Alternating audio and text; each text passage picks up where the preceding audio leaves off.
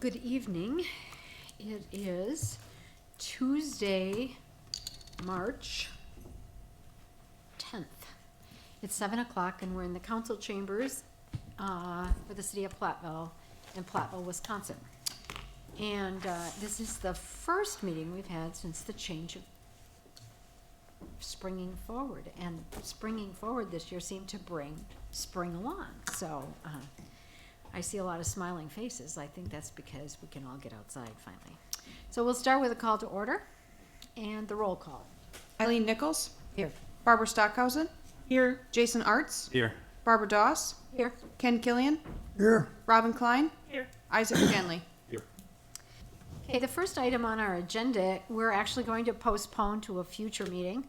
I received a call today from Paige Smith, who's the Vice Chancellor at UW Platteville, and there was Victoria got called into some other tasks and was not able to come tonight. Paige did share that the university has put up and is maintaining right off their homepage an update on the coronavirus. So if anybody is interested in how that's progressing on campus and in some of the ideas about how it might be treated or whatever, you can check out their update on the coronavirus on the UW Platteville website. They are returning students to UW Platteville from some of the study abroad sites, and they have also canceled some of the study abroad programs. So just that. So we'll look forward to hearing about UW Platteville's strategic plan. She thought likely in April, not this month. We'll move on to the consideration for the consent calendar. The following items may be approved on a single motion and vote due to their routine nature. If you want any separate discussion or action, let me know. We have council minutes from February 25th. We have payment of bills. We have financial reports for February. Appointments to boards and commissions. I had hoped to make an appointment tonight to the newly formed task force on waste and waste management. I've only got 3 out of the 5 people I need, so I'll wait until the next meeting. I'm still working to contact people. Licenses, and by the way, if you have any suggestions, please forward them to me. Licenses, we have a temporary Class B to serve fermented malt beverages and wine at the by the Platteville Library Foundation for the Loud at the Library event on Saturday, April 4th. We have some operator licenses to serve and sell alcohol. We're adding an agent to the Class B combination alcohol and retail license for PMPK Rock LLC. That would be Lisa and Jeff Haas are the agents.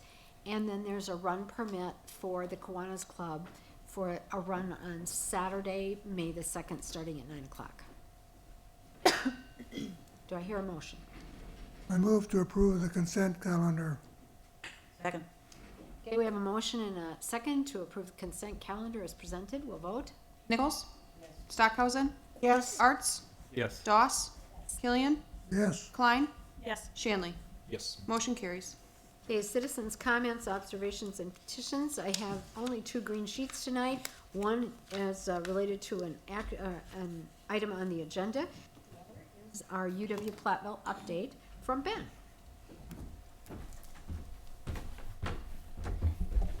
Ben Belke, 800 South Chestnut Street. So my name is Ben Belke. I'm the student body president at the University of Wisconsin-Platteville. Ever since I've been elected, I've been coming to these meetings since April. Excuse me. Just to give a little report about what's happening at Platteville and what's going on with the students. So my first item of report was actually the coronavirus. We are pulling students back from level 2 and level 3 countries. That's within the CDC's guidelines. As well as the system is making guidelines for after spring break, since a lot of people are going places to spring break and coming back. So setting up guidelines at the system level of how to handle certain situations. We do have a task force on campus that is dedicating the majority of their time to how to work through some of these situations. They're going through a lot of what ifs. So just know that that's being talked about right now. And like mentioned before, you can find that all on the website. It's one of the options, one of the first options that you see on our website. So other than that, I would recommend looking at the CDC guidelines, seeing what they recommend. Hopefully you can find some hand sanitizer at Walmart and all that with it being sold out. But just follow those guidelines. And so then the last thing would be the engineering fee. So there's a proposal for an engineering fee that the administration brought to Student Senate March 2nd, so on Monday, March 2nd. And that got brought out for student feedback, so they're starting to get student feedback on that. It is just a proposed fee. There's nothing set in stone. They sent that out right away so that they could get as much student feedback as possible within this proposal. And actually, myself and Kirsten Fry is the student body vice president. We met with the chancellor today, and he's actually coming to Senate on Monday. So this Monday. This coming Monday, he will be at Student Senate just to provide some more information, so you can get it straight from the chancellor's mouth, and so that we can hear a little more of that information from him.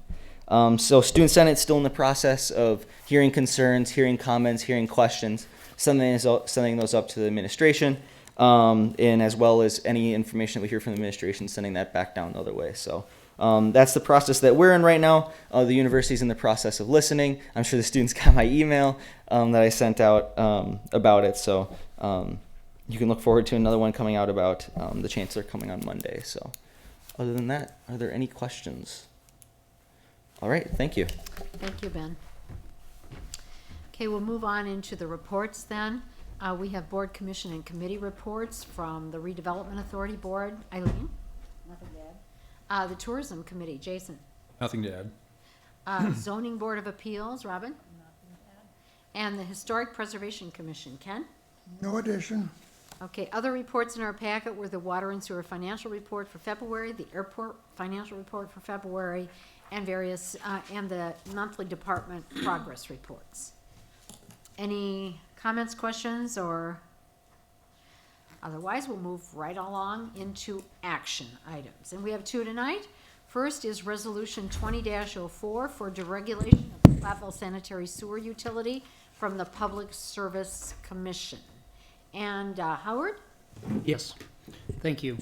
Currently, Platteville is one of 3 sanitary sewer utilities that are directly regulated by the Public Service Commission. What that means is that any changes to our sanitary sewer rates must be determined and approved by them.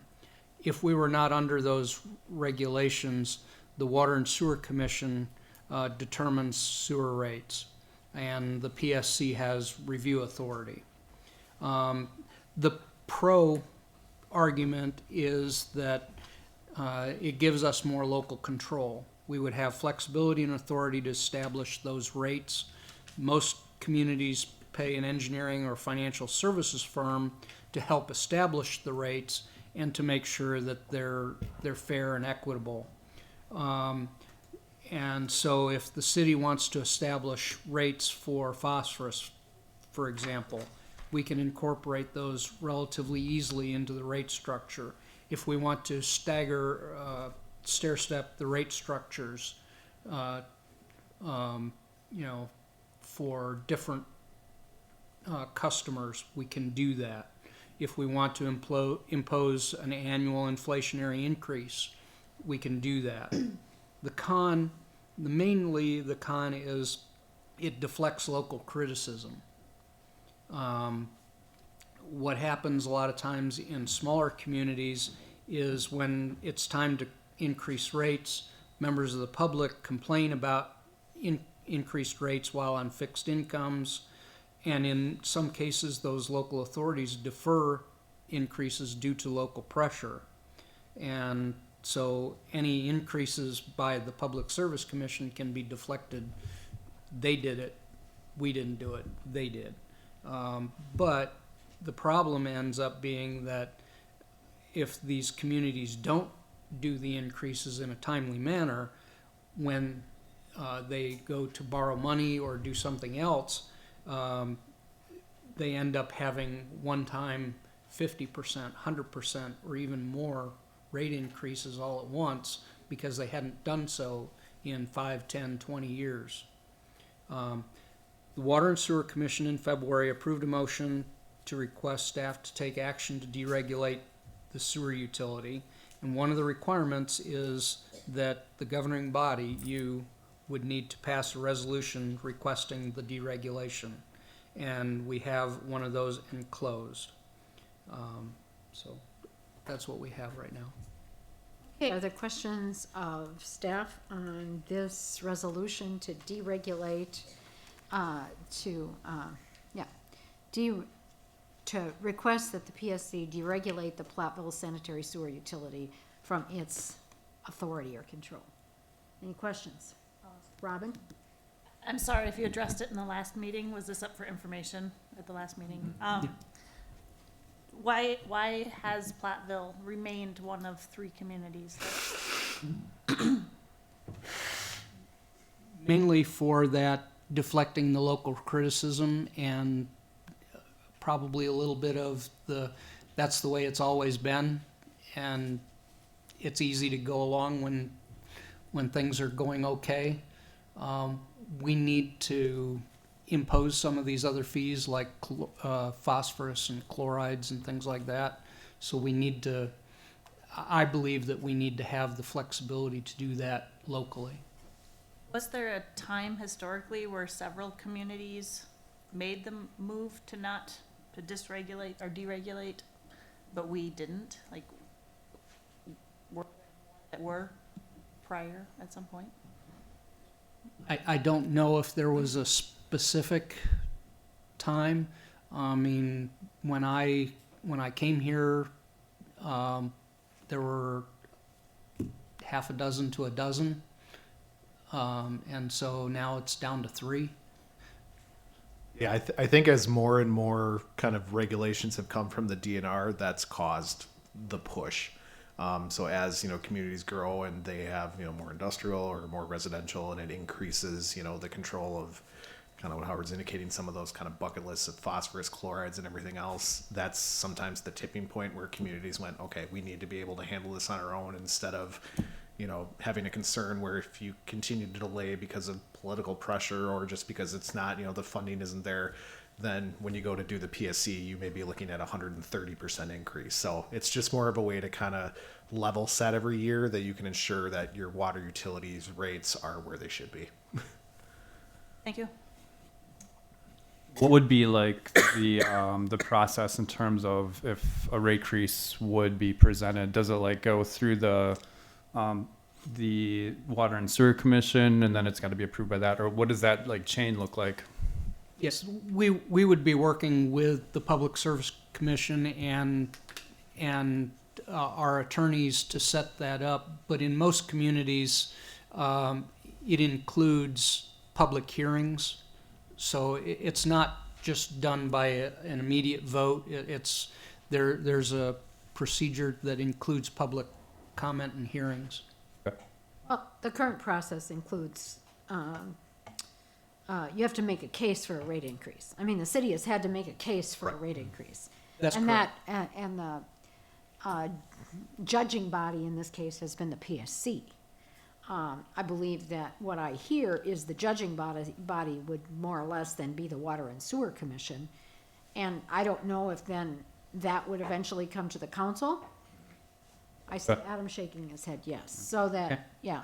But even with the PSC process, there were hearings that were necessary, not that anybody came to them, but I was on Water and Sewer and can remember going to rate case hearings held in this room with folks.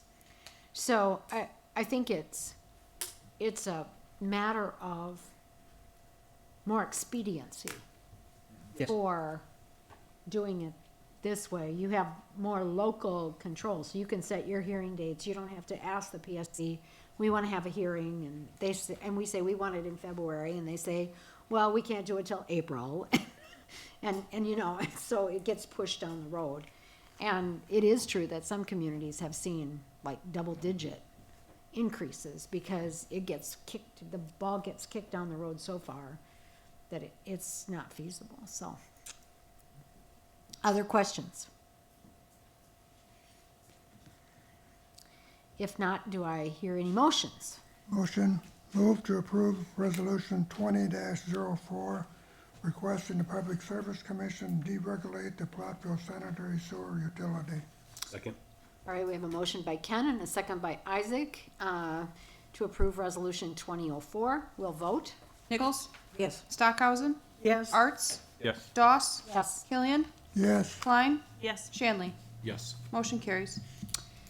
Okay, the second and last action item on our agenda tonight is awarding of the contract 1020, lot number 4, Oak Street parking lot reconstruction. Howard, again, I think this is you. Yes, thanks. Lot number 4 is the publicly owned parking lot at the corner of Oak and Main.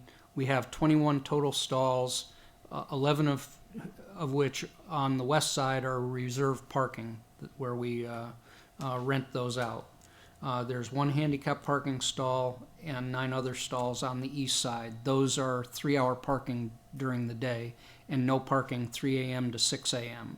Lot 4 is in poor condition, and so what we have proposed and is in the 2020 budget is to do a project to reconstruct this parking lot. It will take place over a 5-week period in June and July.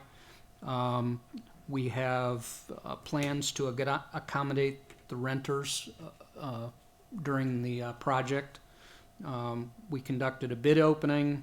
There were 6 bidders. Low bidder was Rural Excavating with the bid of $50,612.50. Rural Excavating was the contractor for lot number 2 out back here, the Mineral Street parking lot reconstruction. So it is below budget.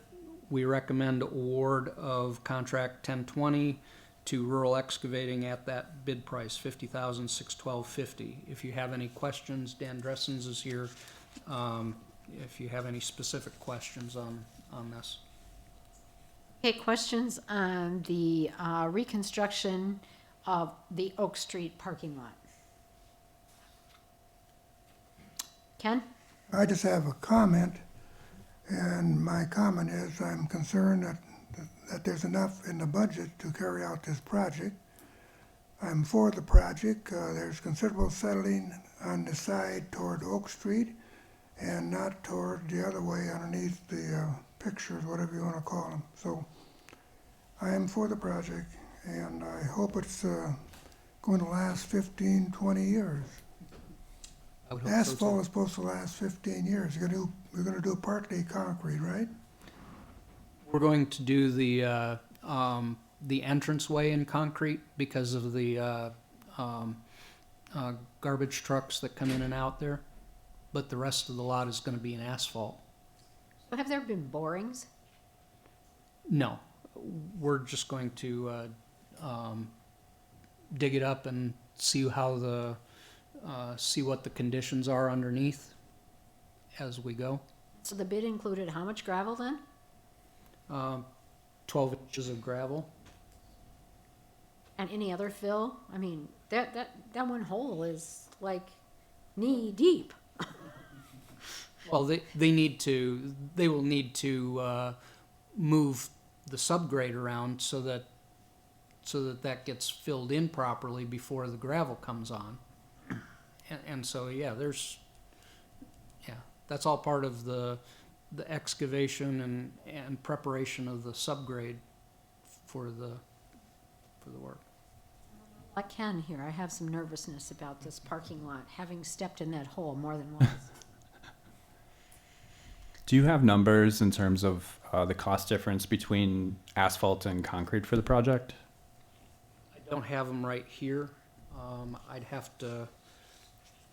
Get Did they that. bid it both ways?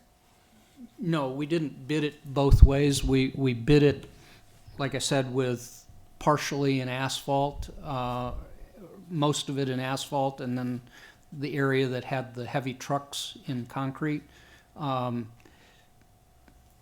Concrete for a purpose like this is not really cost effective for something like that. You know, cars are relatively light, you know, compared to trucks and everything else, and there's not a lot of turning movements or stopping movements that would indicate that you would want to have concrete. Do you have anything? I guess I have the concern with the asphalt as well, especially have owned a building next door for 20 plus some years and gradually watching the dips. Mostly it's in the front tires where they stop, beans that's where they stop, push the asphalt down. Kind of as you come to a stoplight, same thing happens over years, so it's why a lot of DOTs areas have went to concrete at a stoplight to avoid that particular type situation. For the project, I believe it needs to be done, but I just feel that concrete would be a better case scenario in this, especially when you're doing such sharp, quick stops. You're just pushing that asphalt down into that direction all the time. I don't think it has anything to do with the settling of gravel and breaker underneath. I think it has to do just with the asphalt portion of it. And the other concern I have with it too is if we're going to be doing the parking lot is on the north side of the parking lot, the area where the businesses have their dumpsters. I was at another meeting in Lancaster today, and one of the person who owns the building has a complaint about the dumpster just not being hidden or behind stuff, cardboard, garbage bags all over the place. So if there's something that we could do about that as well. So, but my main thing is I would like to see concrete in that parking lot. I think it'll last longer, less maintenance over time. Not recalling the dumpster ordinance specifically, but are they somehow getting away with it because it's the back of the building? I believe part of that is grandfathering or whatever. There's very little space in the downtown here to place dumpsters and things like that. But there We- are covered dumpsters. Yes, Downtown the dumpsters are covered. Now, I think a few times you would go by there in 1 week after the dumpsters are placed back into a spot. They'll be in one spot. Then you go by another time and they're down 2 feet or they're out into the parking lot area sometimes. And when that parking lot is full and they're out a few more feet, it gets tough for vehicles to come in and out of there. Sure. So if there's a way if we can maintain them that they're right next to the gentleman's building or up close to another part of the building would be a way to do it. we can look at that, but it's going to be kind of difficult because of the close quarters that we have there. I don't know if Dan has any thoughts or comments, but because of the close quarters, it's kind of hard to put an enclosure in there that also won't impact the people driving in and out and the ability for the contractor to get in and dump those items. Yeah.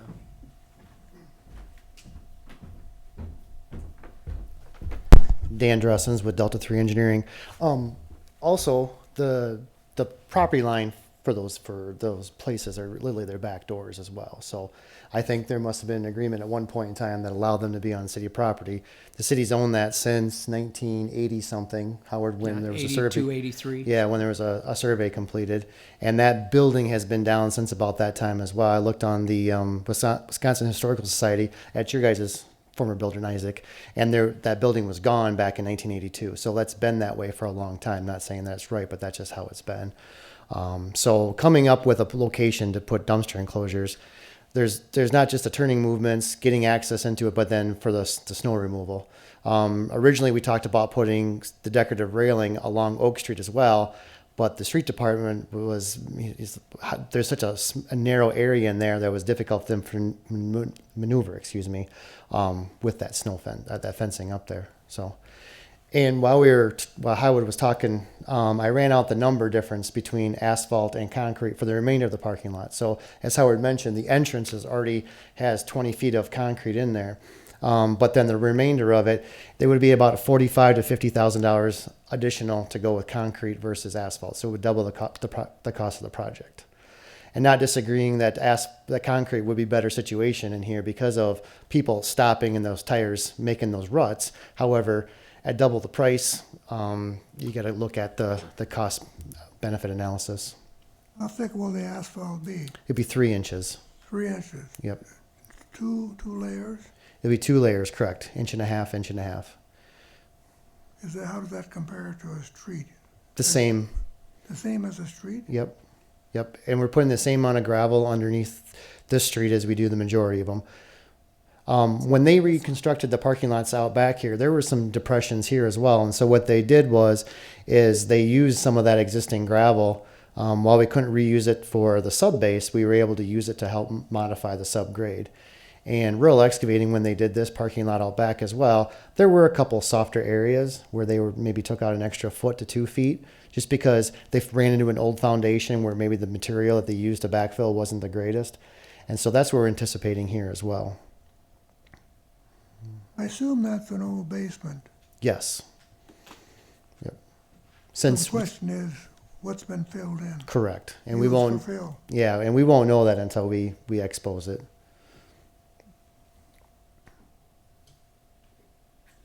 Okay, other questions of either Howard or Dan? Thank you.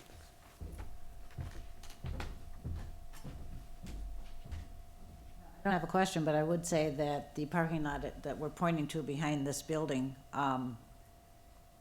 has been very nicely redone. And one of the things that we as a council asked for is that the rental stalls in the parking lots, the money that is received for that would be reserved for redoing parking lots. And so some money for redoing this parking lot on Oak Street will come from those rental stalls. So I'm very happy about that.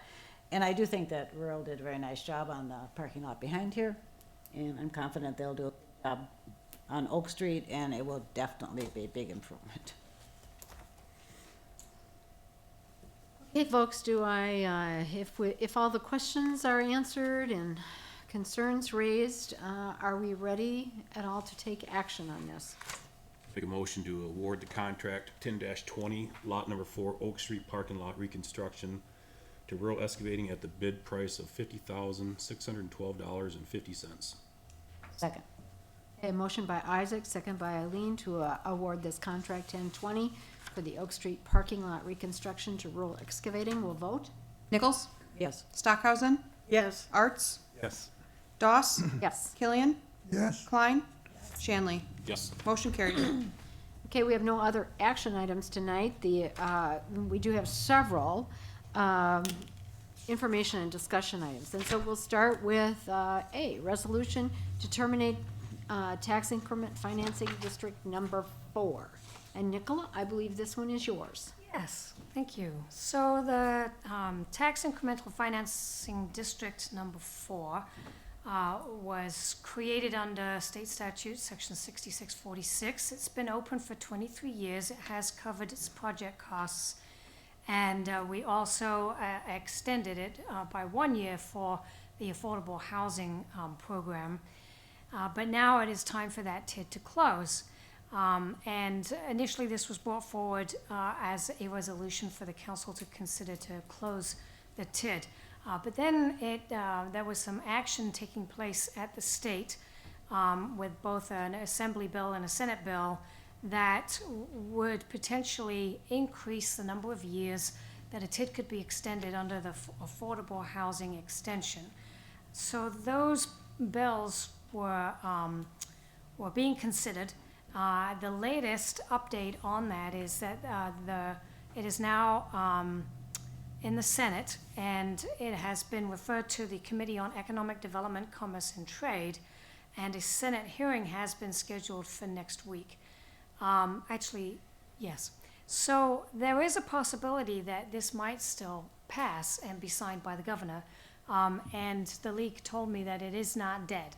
So whereas many bills are really essentially dead at this point in the session, this is one of a few bills that is still under consideration. So it made sense to me to bring this back as an update under information and discussion. I think it's a long shot that we would be able to extend the TID 4 simply because the timing would mean that we potentially would have to consider something at the April 14th meeting, because we have to take some kind of action by the 15th of April, unless the Department of Revenue came up with some kind of, grandfathering or some, but it still made sense to me that we would at least wait and see if there was any opportunity that presented itself. Hey, any questions of Nicola? I was unaware that this was still alive. I thought I had read something that said, but most of these bills would not be considered now until after January of 2021. And that's true of most of the bills, but there are a few that are still. Because I think the assembly is adjourned now until January of 2021, so. This would go to the Senate hearing, and then I think the last floor day is March 24th, and it is possible the Senate could take the bill up on that day. Yeah, the WCMA conference I was at last week, they gave kind of Kirk Wachinski was there from the League of Municipalities and kind of gave an update, and they're optimistic, but there are 4 senators that typically are not big fans of TIF, so it could get interesting. So stay tuned. The challenge I see too is that I'm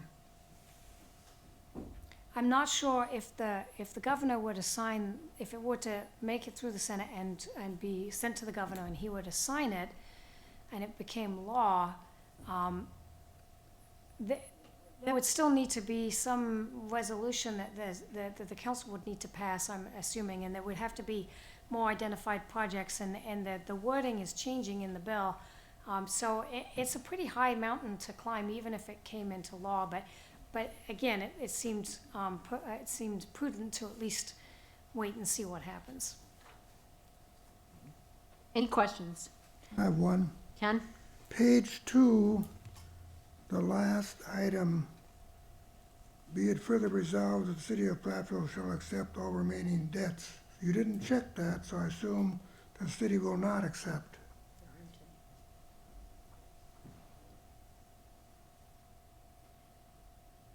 Well, the TID law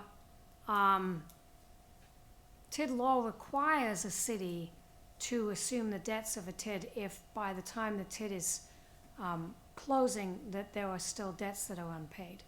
So I think.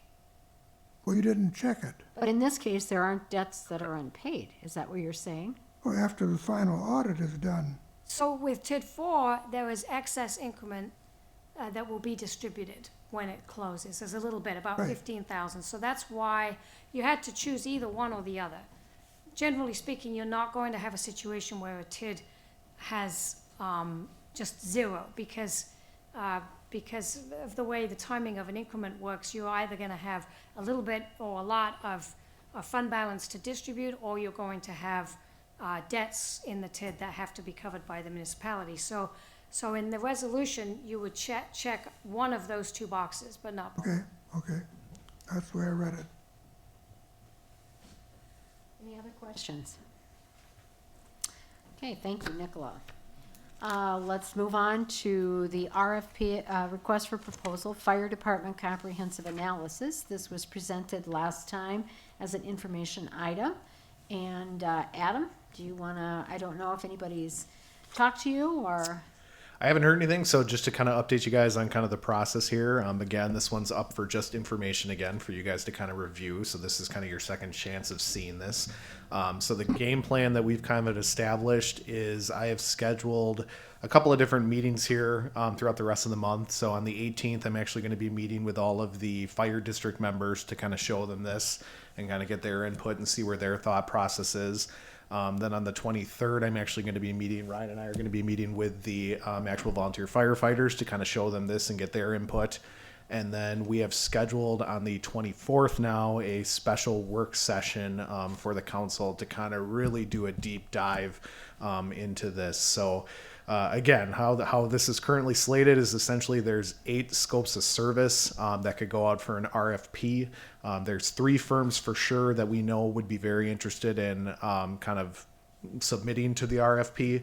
And the RFP is structured where either the firm can give us a quote for doing all 8 scopes of service, or they can essentially piecemeal it into two parts. 1 through 4 essentially looks at kind of the 50,000 foot pie in the sky view of, let's think 50 years down the road.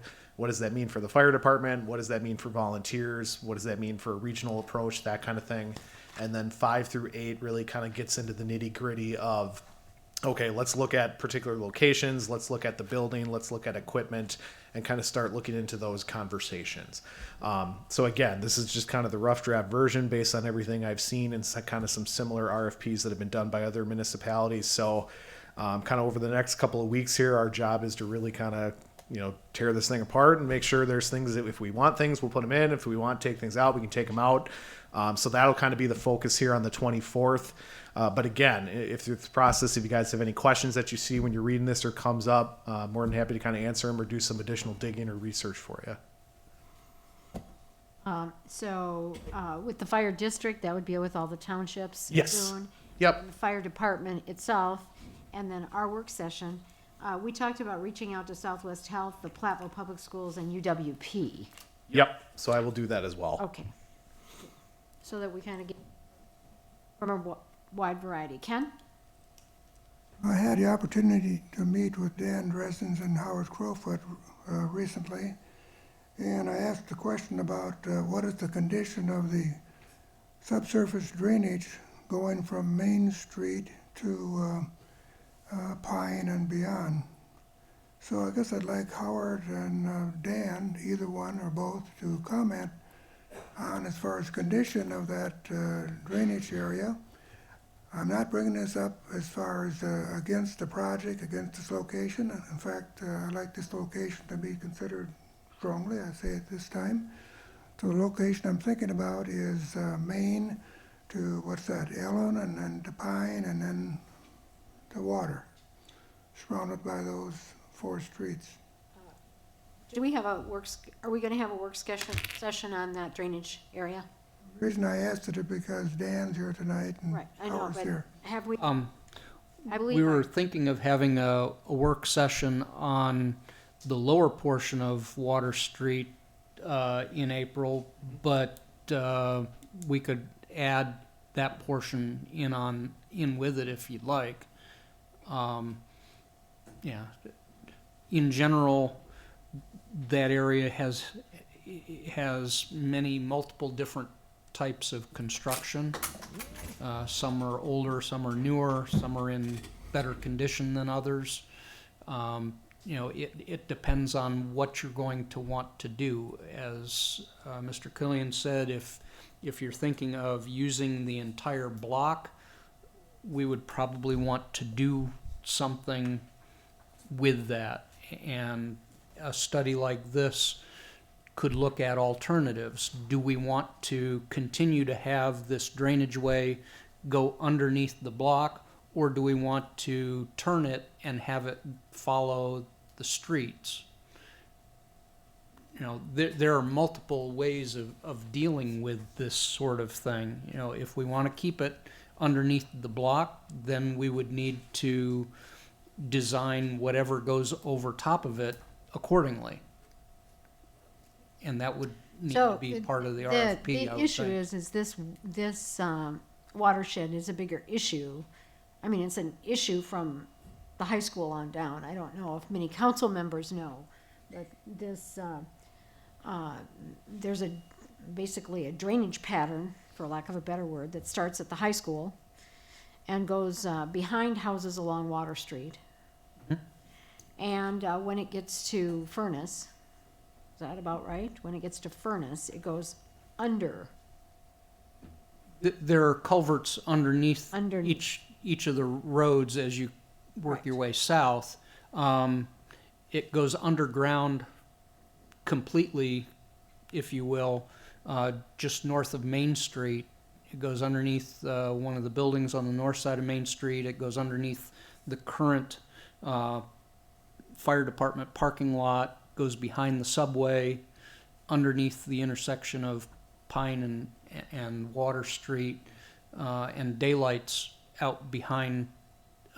There's a house there just south of that Clarity building.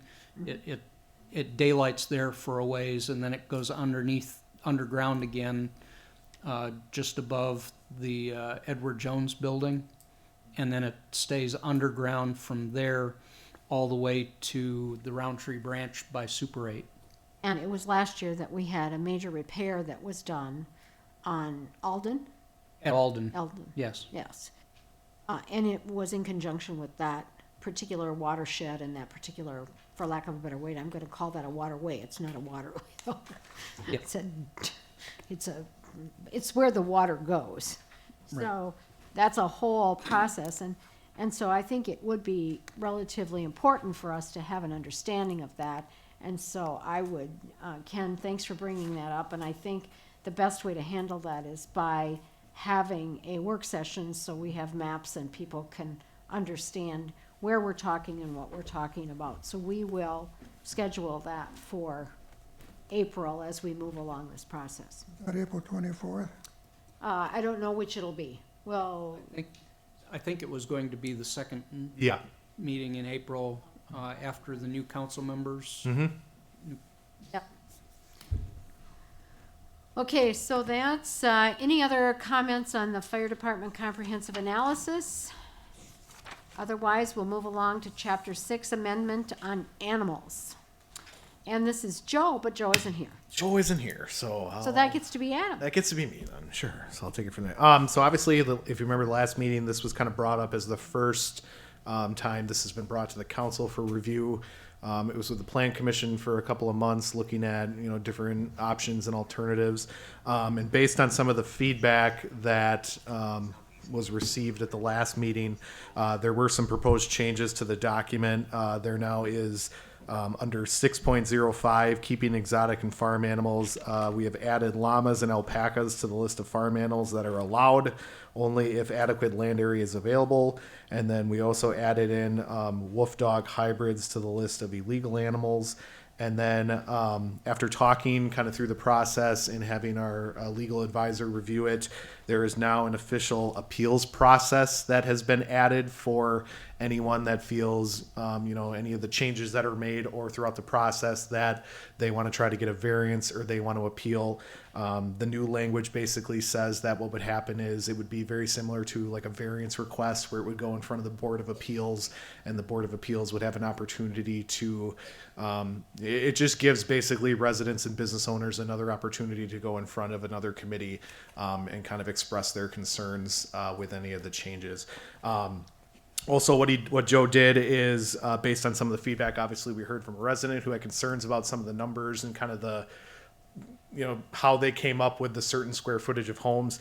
He did highlight all of those sections just for a better reference point for you guys to kind of go through that process.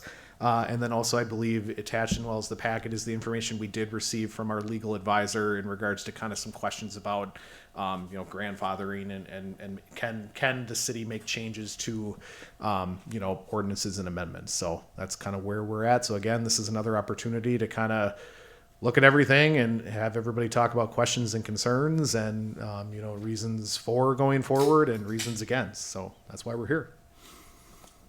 Okay, any people from the council who have questions or who have comments or? I gave Ken? 2 questions from a citizen at the last meeting. Were those answered? About the, One was fostering, the other one was pertaining to dog, wolf. Yep. So the wolf dog hybrids is now in here as illegal. So that would be considered a breed that you cannot have. The fostering, I am not 100% sure on that one. So we can dig into that one again and see. Unfortunately, Joe isn't here, so I can double check and see. We can dig further into that one.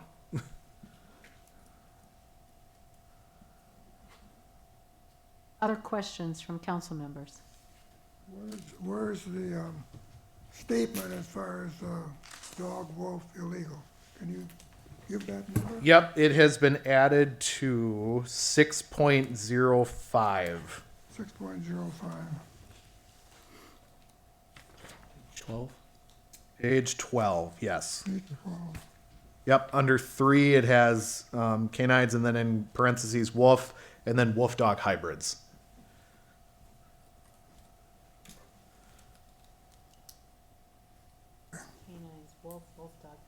I got it.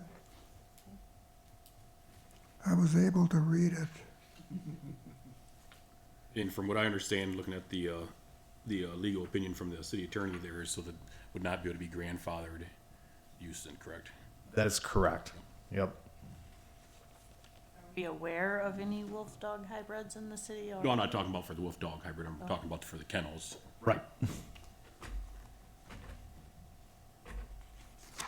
Is there gonna be an expectation that any of these dogs or cats or anybody, anything found, loose or will be asked to be licensed when they're returned to their owners? So generally, I believe, Doug, that might be When one they for find you a to dog take. that's on off leash?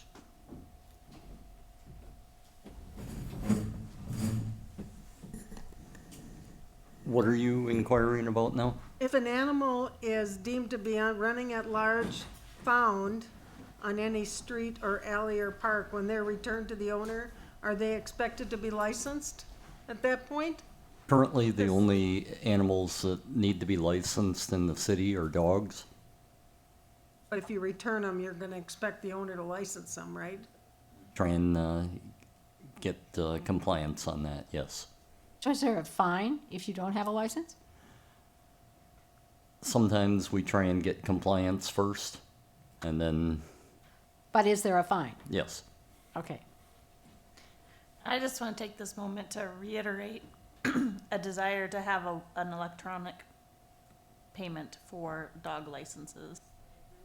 It should be on our city website and all managed online. I think we would have way more compliant. With Right email now- reminders. Right now, that's, dog licenses are, although we can purchase them, or citizens can through the city, that is mainly managed and tracked through the county.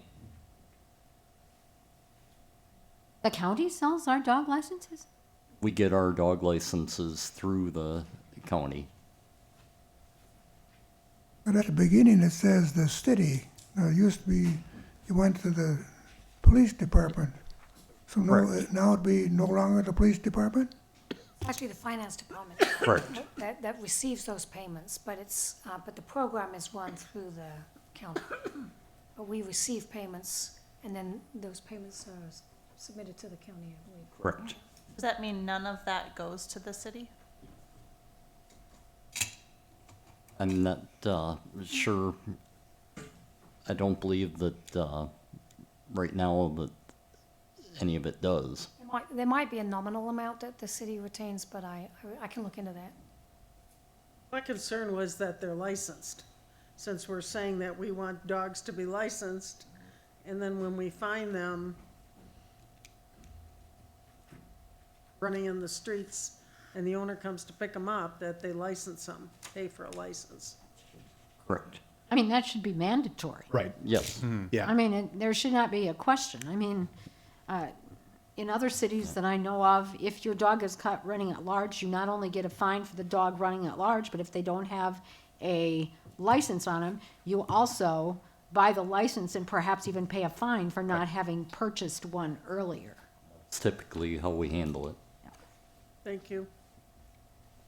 Are those licenses yearly, Doug, or just Yes. one time? Annual. Annual? What is the compliance as far as the dog population? What percentage of the people are complying? Do you know? I don't. Is it low, medium, high? It would be sheer conjecture.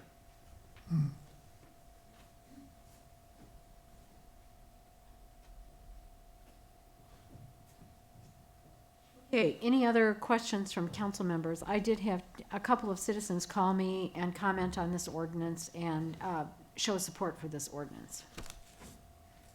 So we do have a person who has asked to speak against the ordinance, and so Dan?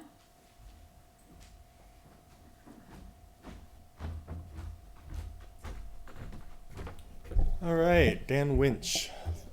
345 Bailey Avenue, Platteville. The question that I asked the last time that we had a council was, would I be grandfathered in? And that is the main question. That is the most important question on this. And the question was answered in a way, it was that we won't, not that we can't. Now, I'm not a lawyer, but I did have 5 minutes on Google, and I did find plenty of other instances where licenses were grandfathered in on a federal level. Now, we as a city should be looking to the federal to see what should we be doing. So it's not that we can't grandfather it in. It's that some individuals are choosing not to, or to guide not to.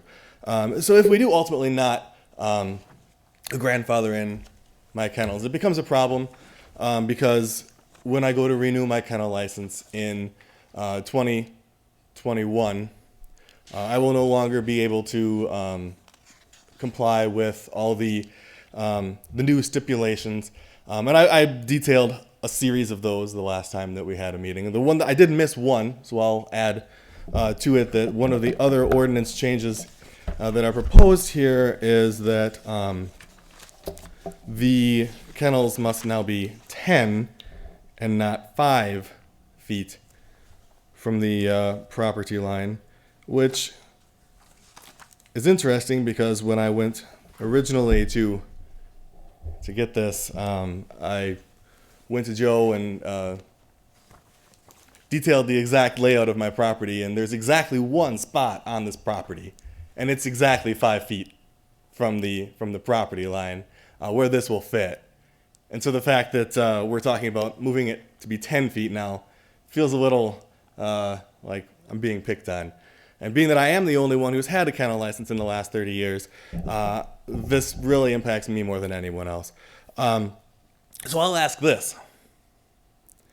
I've been talking to a lot of people. My neighbors have been coming to me. They've been saying, hey, we really don't want you to move. You're a great neighbor. We love what you do. We don't want you to move. Okay? So the question I get asked more than anything else is, why is the city doing this?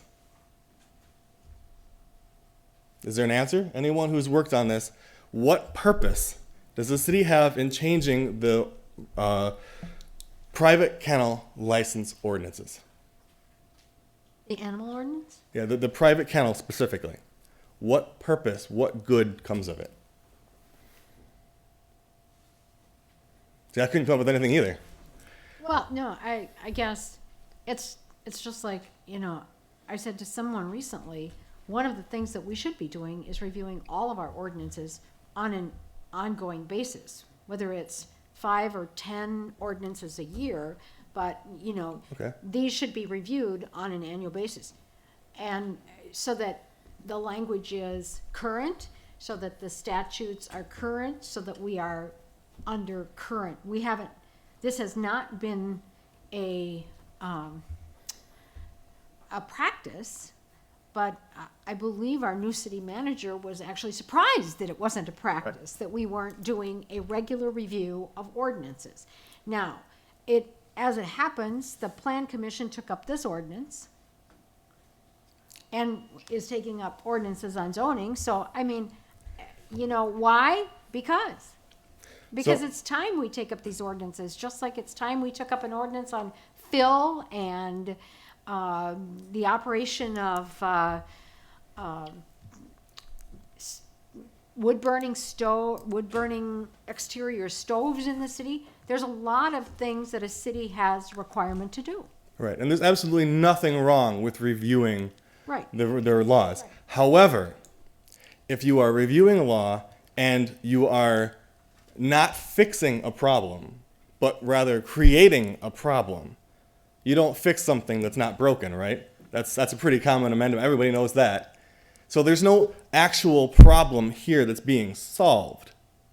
We don't have a problem that we can point to and say, this is a legitimate problem, and this law change is going to fix that. We can only say that maybe, hypothetically, there might someday be a problem that this might fix, maybe. But by fixing this hypothetical problem that doesn't exist, we are creating real life problems. Now, if you're saying, well, what problems are we creating? You're talking about evicting a 10-year-old girl from the only stable home she's ever known. You are talking about forcing this little girl who has built a treehouse in her backyard with her dad to her own specifications to leave this treehouse behind. And if we don't, what are we going to do? We're not going to get rid of our dogs. That's unethical for you to even ask us to do that. We bought these dogs. We bred these dogs. These are our dogs that were purchased and bred legally under the law. We have built our business in a specific way such that it exactly complies with the law as it is. And we have done all of this in good faith that we will be able to continue doing so. Now, I remember, Ken, when you went for your applying to be here, your campaign was that you were going to balance the budget and make all the little girls give you their tree houses, right? No one did that. No one would ever go for that. That would not be a campaign that you would run on. That would not go well with the voters. And yet here we are talking about a law that's going to do exactly that. Why would anyone consider moving forward with this law? And I guess that's where I got to question that, because nowhere with this change is it saying that you're being evicted from your home. Okay. That's where it's not saying that. The question right now is, does this say that you cannot have a kennel? Absolutely not. This does not say that this change says you can no longer have a kennel. Mm-hmm. The question that's being discussed is what is considered for the city to be the amount of dogs that can be in a private kennel. So yes, I understand what you're saying. Is if currently you're at 10 right now, and this change makes you go down to 8.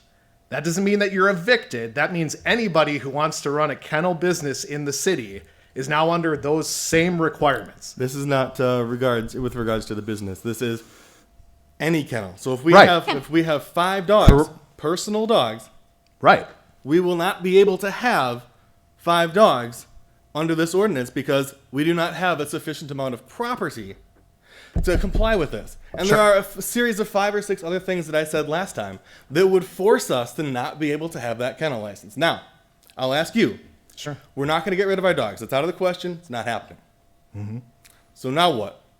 It comes 2021. I file for the kennel license. You tell me I can't have it. Nope, that's where you're wrong. We would tell you, yes, you can have the kennel license, but currently in the one that's passed, you are allowed to have 8. If you want to challenge that because you have more, the process now is you would go to the Board of Appeals. That's what's happening. It's not saying you can't do it. It's saying if you want to have a private kennel, what has been passed, if it passes by the council, is they are now saying it's 8. So then when you go to renew your kennel license, you're now at 8. If you have more than that, it goes to the Board of Appeals. If the Board of Appeals grants you a variance, you're allowed to have 10. You're allowed to have whatever number that Board of Appeals allows. Same thing with a variance. People go through the same process. If there's a change with square footage of their home or a shed, that changes, and now there's no grandfather clause. When they go to renew or they go to change it, they then have to either comply or they go to the Board of Appeals and try to get a variance, just like any other situation. Private kennels. A person keeping, harboring, or maintaining more than 4 dogs or cats over the age of 5 months in one location shall, in addition to the individual license for each animal required by this chapter or state statutes, obtain an annual kennel license. Any property having more than 4 dogs or cats, and I went to section 2 here, more than 4 cats or dogs shall have an area of at least 15,000 square feet, and the property shall have a minimum of 3,000 square feet for each additional animal. Now I'm going to go and apply for this kennel license, and you're going to say, hey, look, you've got 6,000 square feet. You can't get it. Now what? And again, if you want to continue that, yep, you go and the just variance, like anybody else. I've been told many times that the variance is very hard to get, and it is very unlikely to get, and I've been told that by this council, that when I went for a conditional use permit a year ago, Sure. that a variance would be near impossible to get, and that I should not even bother trying. So if we're talking about going for a variance that it's Sure. not possible to get in the first place, well, why would I do that when I already know by this council that I would not get it. Well, there's been variances granted, so that statement Okay, is a bit. so let's I say, understand, but I understand what you're saying. I get it. so let's say, Sir, I think we've heard you, 6 times or 6 evenings? I think you've been told what the process is. You've had that variance. It comes up next year for renewal. there's no variance. You go to the city manager, you have a conversation. It then gets reviewed, and then it goes to the Board of Appeals based on this ordinance or whatever ordinance we come up with. That's the procedure. Barb, I can't- there's I been no can't- variance. Pardon me? There's been no variance. I think the Well, but are I do not understanding that. feel this council can make a decision tonight based on your request for a variance on this ordinance. Okay, so I was Because we haven't even done anything with it yet. So my concern is, you're asking a question we can't answer. okay. We do so, have what you want, we've heard what you want. So let's but- let's go on and let's consider this further. Now, let's say I don't get that variance. Then what happens? What legally would happen, Adam? If you don't get the variance, then you're legally not in compliance. Right. So Right. then what? So then if you continue to have it, you either get fined, you pretty much get a fine from the police department or from our code enforcement that you're out of compliance. Okay, so I will be fined. How much is the fine? It depends on I think it's usually, what is it, 100 and... Well, I once again All right. mentioned to you that it's time. All right, I believe that the only resolution here, Dan, for you, is to sit down and have a conversation with Adam, not at a council meeting. Well, If at you that point, have- we can't move forward Pardon? with it. At that point, we can't move forward with it tonight. This Wait, council... this is not on for action tonight. Yeah. Right, This is on for comment. right. No one except our attorney has made a recommendation relative to any change in language. And the recommendation made by our attorney is to add a hearing and appeals language, which I'm sure that we will do based on that language. I am suggesting that what you do is make an appointment with our city manager. I'll gladly sit in. We'll look through the language. We'll talk about these things. But in the end, we're going to likely have a new animal ordinance. I would And we are like- not going to make changes on the fly in a meeting here tonight. Right.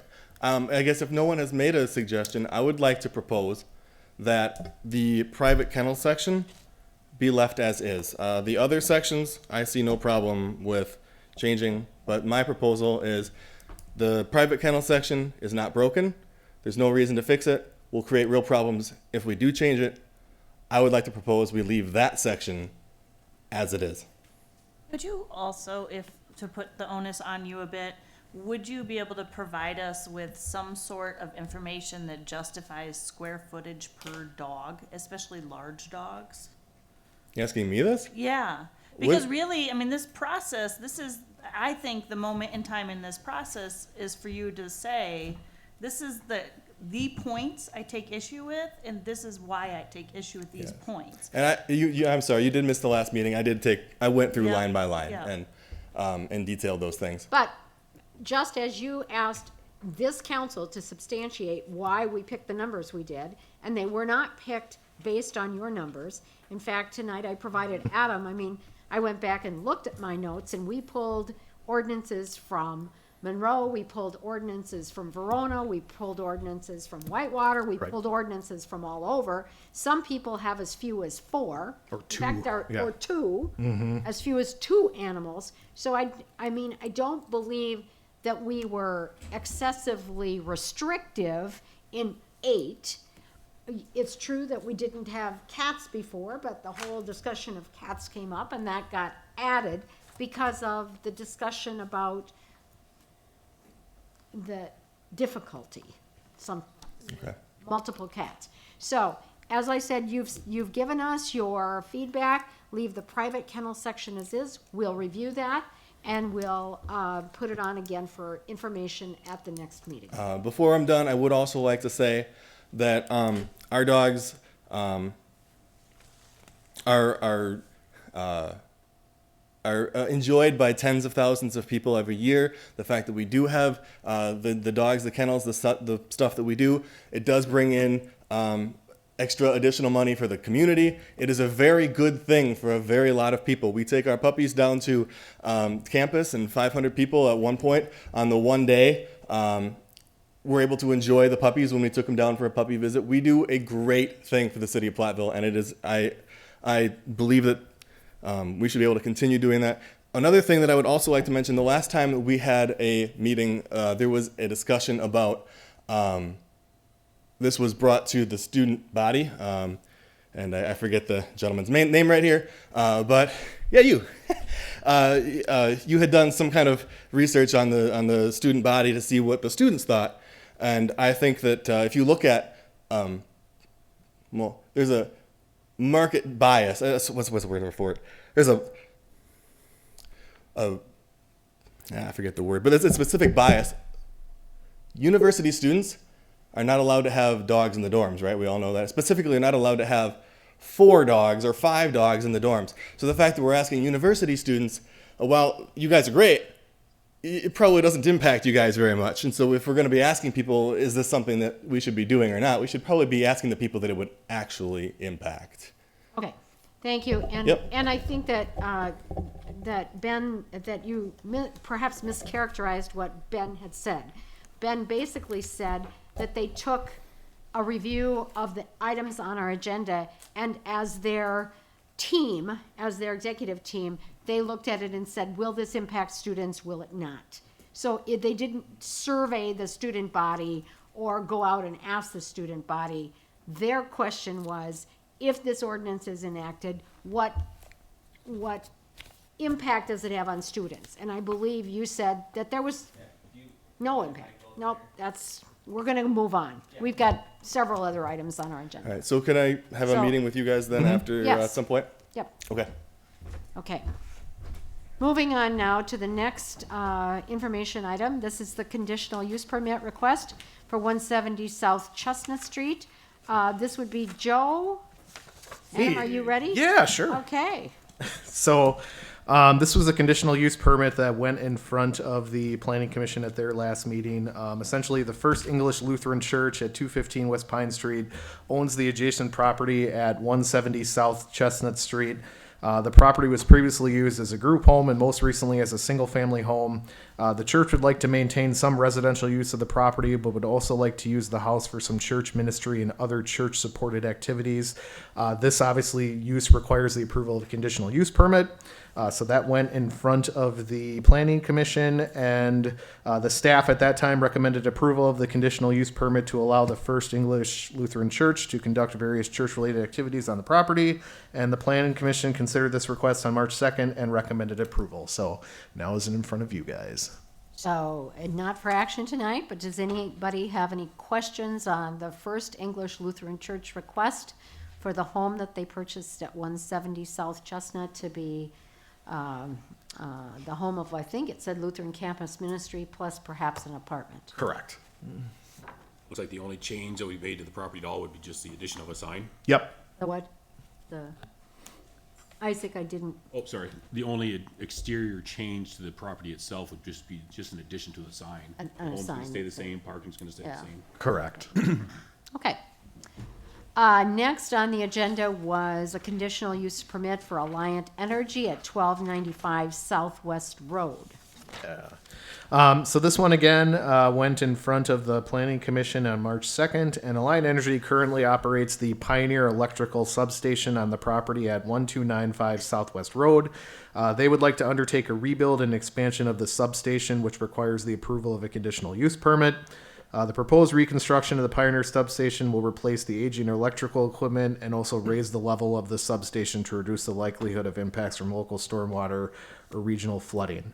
The substation will be elevated approximately 3 to 4 feet from the existing ground elevation. It will more closely match the existing grade of Southwest Road, and then the existing substation is approximately 8,900 square feet of gravel, and the proposed workstation on site will result in an addition of 1,800 square feet of area, all of which will be surrounded by a fence and vegetation. And so the staff at the meeting recommended approval of the conditional use permit to allow the substation expansion and rebuild, and the plan commission met and recommended approval. And I'm assuming this would require a fill permit? Yes. Ken? My question is, the base of the substation, will that be in what? Will that be in the floodway, floodplain? That's what they're trying to do. Yeah, they're trying to get it out of Raise the. it up. They're raising it up so that it gets out of the floodplain. Out of the floodplain Yes. completely? Yes. by adding fill, not by moving the station up the hill or something. No, Correct. I This is the addition understand. of fill to put it above the flood.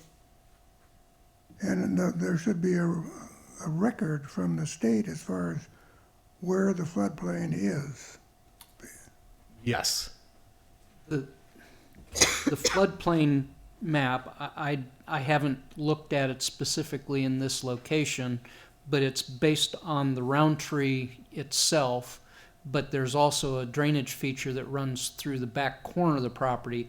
That's the only impact would be whatever impacts are to the Roundtree itself. And so we would have to look at that, and anything that we need to do has to meet floodplain ordinances regarding that, where it would not increase the flood elevations upstream on the Roundtree. So you haven't looked at that yet? I haven't. Joe is the floodplain ordinance. Okay, now, person. I'm thinking back to an example, and that's, I think it's Country Kitchen. Now, Country Kitchen, there's part of Country Kitchen is in, I believe, the floodplain. Because when they made an addition on, they agreed, they wanted to build the same level, so there'd been a change in the elevation as far as the floodplain. There are rules regarding all of this. There are map amendments that can be made based on actual ground conditions that have changed, because the original flood elevations were done in the late 70s, early 80s, and some of the conditions have changed since then, so they have a letter of map amendment, as I believe what it's called, to amend those sorts of things. And then there are other items that, under the floodplain ordinance, Joe would review to make sure that it met all of those requirements. So that's my question, is this high enough? And then my next question is, if it's not high enough and you flood, you cover part of the substation, what is the effect as far as upon the supply of electricity? Yeah, and I think that's where, if I'm remembering back to me and kind of looking at Joe's staff note here, he did say, therefore, the proposed site construction is subject to the City of Platteville Ordinance, Chapter 26, Floodplain Zoning Ordinance. The site has been designed in conformance with these standards, and a flood impact analysis has been completed. So I think in the conversation at the Planning Commission, by raising this up to 3 to 4 feet, it basically, that's the reason they're doing it, is to make sure that the electrical components will not get flooded. Well, we're in a new era. As far Right, I know, yeah. I know where you're going with that one. I hear you. as far as flooding. Right. I mean, we're getting tremendous floods Right. in a short amount of time. So that's my question, is this Yeah. going to be high enough? Sure. Yeah. Well, I'm saying it's. There can be more water than Right. than what we can conceive of. If you decide that it needs to be out of a 100-year flood elevation, we've had 500-year storm events. If you make it a 500-year requirement, there's a 1,000-year. So are they building this to the 100-year storm? I haven't looked at that. Because it certainly I should would be believe built so. beyond the 10-year. Oh, Right. Oh, yeah. Right. I'm pretty sure that it's the 100-year, but I'd have to defer that to Joe. But haven't we gone through some of those already, the 100-year, in the last few years? Yes, Yeah, we have. multiple times, Ken. Yes. And that's because of climate change, of course, and the way that the way that statisticians have done those things. They assumed that the climate wouldn't change when they developed those standards. They felt that when they took the data and made those 100-year calculations, they felt they made an assumption that the climate wouldn't change. It hadn't changed in the past, and it wouldn't change in the future. Well, we all know that that's not true. So for the next meeting, could somebody please make a note that we want to know if it's built to 10, 100, or 500 years? What is the flood, what is it built to withstand? Yep. Okay? And if it Can is I- flooded, what's the effect? Yeah, and Ken wants to know if it does get flooded, and I assume it has been, which is probably why they're asking it to be raised. Right. So, yes, what would be the effect? And what relationship will it have to Southwest Road, since there's a bit of a dip there on the road? Sounds like Well, water will run right into the road. I don't know what that means, but, no? No, the low spot is actually on in Pioneer Road, but Oh, Yeah. yeah. and there's a culvert there. Do they A have small to, one, I mean, in this regard, since they're raising the level and displacing water that would have, I mean, do they have an obligation not to divert it into somebody else's property? Yes. I believe that's part of the floodplain Requirements. analysis that was required. Question was, whether it's somebody's property or the road. All right, well, we'll get those questions next time, and we'll look further at this request from Alliant. Let's move on to the next, which is the development agreement for Lot 21 in the Oak Haven subdivision. This is a developer's agreement with the school district.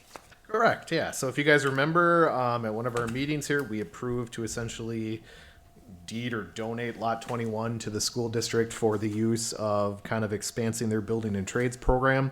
And one of the requirements was that we had a formalized development agreement kind of be drafted. So that's essentially what's in front of you for information tonight. I believe Joe and I also met with Ken and kind of talked about some of the concerns that he has. So he is kind of working on a document that, you know, once this gets approved, it's essentially going to kind of be an addendum that will be given to the school district on kind of some pointers of experiences that he's seen with the construction trade and things that he would like them to kind of focus on in regards to that. But really what this development agreement kind of does is just kind of lays out the parameters of obviously the city donating the lot to the school district and the requirements that we specifically want to see with it. So kind of bare bones, just kind of summarizing what it does is essentially they will have till kind of 2025 to complete this project. If in the event they would not complete it by 2025, it then automatically defaults back to the city. And then we can kind of make a decision as a group on what, you know, is in the best interest to move forward. And then obviously there are some specific requirements that kind of Joe and I put in there as far as Exhibit A with the development construction descriptions that talks about the fact that there obviously is a covenant on this property that they have to follow. And then also with some of the comments that we heard from kind of the council in this discussion, we made sure that we wanted to make sure that they tried to focus as much as they could on having this house be ADA compliant as possible. So it talks about having kind of 0-step entries, making sure there's bedrooms on the first floor, and then a couple of other components with grab bars and different things like that to try to make sure that this house is ADA compliant. But otherwise, that's kind of the bare bones information that's in here. It was more just to kind of have you guys take a look at it and see if you have any questions. I think the school we met with, obviously the school district superintendent, and he didn't really see any concerns. So that's kind of what's pushing this to move forward to you guys to see if we want to formally adopt it. Questions? Ken? I have a question. Yeah. About the agreement. What about the underlying material? I don't believe the city should be taking any responsibility as far as what is underlying, because there has been fill put in. We don't know what is underlying as far as is that gonna shift in the future, 5, 10, 20 years? So I don't wanna have anybody that's living there coming back to the city saying that, well, this is what happened to this property, and you gave this property to the developer, to the school district. So can we have something that says that we have no responsibility? It's up to the buyer to be responsible for finding out what's underneath. And that the city is not responsible for what's underneath. We ran into that situation with one developer who covered up a bunch of material. And who knows what we're gonna find here. Sure. So my point is, I don't think the city should take the responsibility. So you're saying, in some ways, Ken, you're saying you want to convey this property as is, As is, whatever. without regard for what We're not. someone else might have. It was given to us, we're giving it to someone else. We took it as is and we're giving it as is. I don't know if there's a way to. So I'm just asking if there's some statement we can put in. Yeah, let me look into that and see what kind of verbiage would be safe. I get definitely where we want to go with that. I just need to figure out what's the best way to say it legally. And is there water and sewer? I missed the discussion on this because I was gone that meeting. Yep. So I'm assuming water and sewer runs or in front of this home, I believe it does, yes. or in front of this property. Yes. And so is the understanding then that the district would be responsible for connecting to that? I mean, there is nothing in here that talks about water and sewer. But There's also an easement that runs along the property line as well. And so they could technically connect to the water and sewer in the easement and not go into the road which is for fine. that. I just Yeah. think maybe we want to, I don't know if it's necessary to say something or not. At least sanitary goes through Yeah, there. and is there an easement for the trail on that property? Knollwood Trail, is there? Luke is shaking his head. No, what it is, Isn't that Howard? The trail's right below it, I think, isn't it? yeah. What had happened was when that subdivision was created, the developer deeded a strip along the back side of the subdivision for those purposes, as I recall. So that's already And so separated. that's already separated out. Okay. Okay. Concerns I have on the exhibit A would be in section 3 and then A through E on the restrictions of what needs to be put into this house, as in say the the zero step entrance, having a bedroom on the main floor. I feel that should be something that the market should decide at that time. Ideally, the school system would have this home. A couple would bring a plan to the school system and say, "I want this home built this way." It won't be the other direction where the school is going to offer up a home and then sell it. And so I'll take myself here. If I want a home built, I don't want 36-inch doors. I don't want levers on the handles instead of knobs.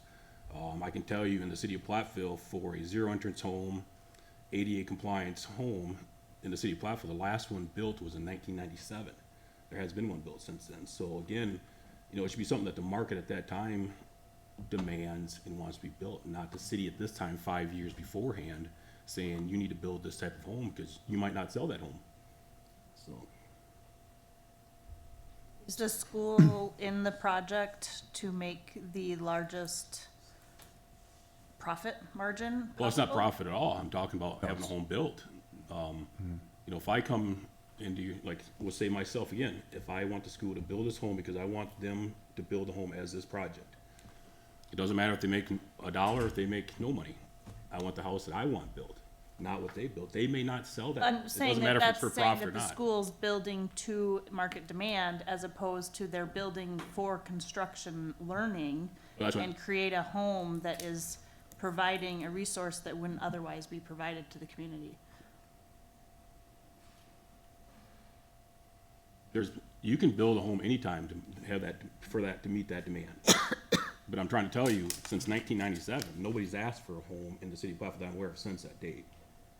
So for them to sit there, they might not sell, if they build that particular home because you want that in there, that house might sit there. It might not sell, because not only do you change the width of the doors at a cost, you have the width of the hallway at a cost. Now you're also changing floor plans, adding square footage just to meet up those 6 inches here and there. It makes a difference. To have levers on handles. Somebody wants to come in and have cabinets and says, God, why are there levers instead of knobs? You know, it just, again, it's something that the market at that time should determine what is built, not somebody 5 years beforehand being that specific. Now, if somebody wants to have the school build a home that has all these, more power to them at that time, and let them do it.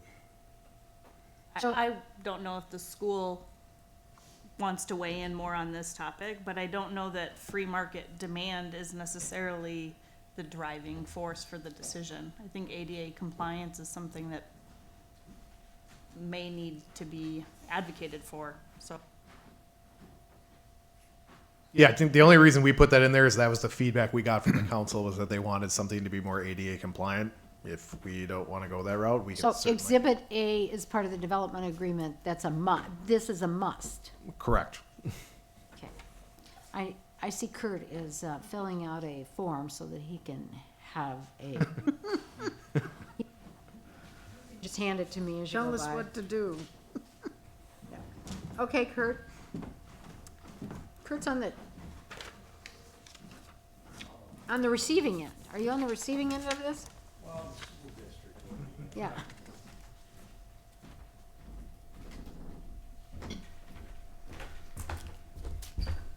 Kurt Timlin, Platteville School District.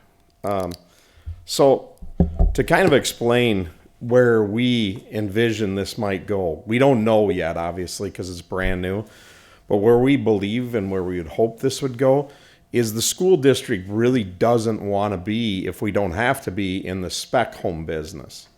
So in a perfect world, we potentially have a client that might want to work with us already to have a house built on Lutheran Street in town on a lot that they already own.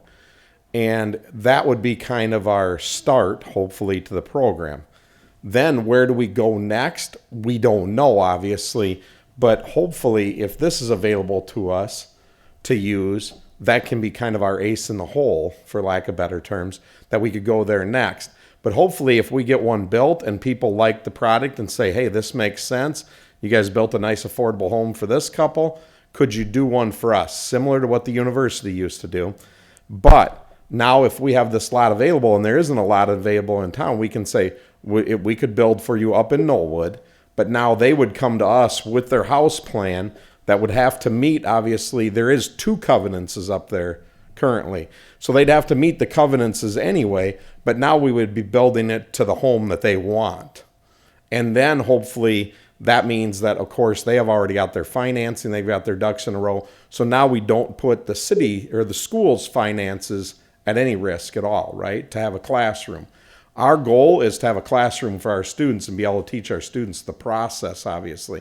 And that is part of the true building process, because normally when you're building as a contractor, the people are giving you a plan and saying, here's the house I want.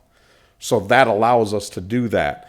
This Exhibit A might be a little restrictive in the fact that if they don't care for those features do cost more money. So now we're making them pay for those features just to have those features. Or they may say, you know what, my family needs dictate that I want a 2-story home. And I'm fine with all the bedrooms upstairs because that's where I'd like to have my family, is everybody on one level. And that's the upstairs in a 2-story home. So now we could still do that. Otherwise, with this, we technically can't do that without being in violation of this. So that's where it might be a problem. So Kurt, what I hear you saying is you agree with Isaac that this Exhibit A may be too prescriptive. Well, yeah, it could potentially be, but I don't know that. Nobody knows that at this point, It you know. could be over prescriptive. It could be, yeah. Because if I wanted to build, it says here, the dwelling shall not exceed the height of 2. If I don't, you're right. If I don't want at least 1 bedroom on the first floor, then Right. then And- I guess I just can't. So. Well, that lot might not be available then for you, because you might say, no, right, I'm out on I'm that. out on that. Right. And And so that then might be unfortunate. Right. However, to go with what you're asking, Robin, we as a school district are not doing this as a for-profit venture. We're doing this as a service to our students, which is our number one priority, and then also hopefully as a service to the community, and we put a nice finished product back on the tax rolls in the city at the end of the day. Now, if we make some profit off of this, we're going to reinvest it into our program, obviously. So it's going to offset expenses for the school, but we're not trying to compete with a contractor or be in a for-profit building situation. That's not where we want to go with our students. And your goal is not to be the contractor that can be counted on to build this different kind of house, one that hasn't been built in the community for 20 years. Well, if that's, so let's just say if somebody came to us You could. and they needed an accessible home, we would gladly build them an accessible home, and then we'll teach our students, here's what has to go into an accessible home. We want to be able to teach to whatever the need is. Right. Our hope and our goal is that our students would be able to come and go through all these processes, such as pulling a building permit. We don't want them to be just laborers, right, helping put up insulation in the house. Right. They can learn that anywhere, but they can't learn the whole process just anywhere. So the instructor that we have lined up to teach the program used to be in the home building industry before the school district hired him. So he's very familiar with all the processes, and consequently he wants to teach the kids the whole process. And that's where our kids would get the most out of it, obviously. So that's kind of what we're thinking. Now, the timeline may or may not be fine, because if somebody came to us with their own lot for the second house and we could build for them a second house, we would hop right in. And what that would end up doing for us is it would do two things. It would allow us more time to put fill on this lot and get the fill to settle down, because we don't want to fill a lot up and build on it tomorrow, obviously. So right now, if we land this house on Lutheran Street, which we believe there's a good chance we're going to do that, then that's the perfect scenario for us, because it buys us more time to utilize this lot and have a better product in the future. So in the meantime, what we would be doing as a school district is we would be maintaining this lot for the city, so it's not an eyesore, and we would hopefully be improving the lot the whole time. And if at the end of the day we didn't ever need to use this lot, hopefully we give the lot back to the city that's an improved lot now. Because right now, as it sits, that was the reason why the last developer donated it to the city, obviously. So that would be the hope and the goal. So Isaac, are you suggesting then that in your comments that the Exhibit A would be in some way removed? I think we should remove the Exhibit A and follow with the original covenants for that subdivision, which have they have Exhibit A, number 1 is already in there, actually goes into a little bit more detail if you go to a 2-story home. It already has number 2 in there, and then of course I've got it with me here, it's got a bunch of other things as well, if it's not built on for a while. But I think number 3 down A, B, C, D, and E should be removed from Exhibit A, or Exhibit A taken out altogether.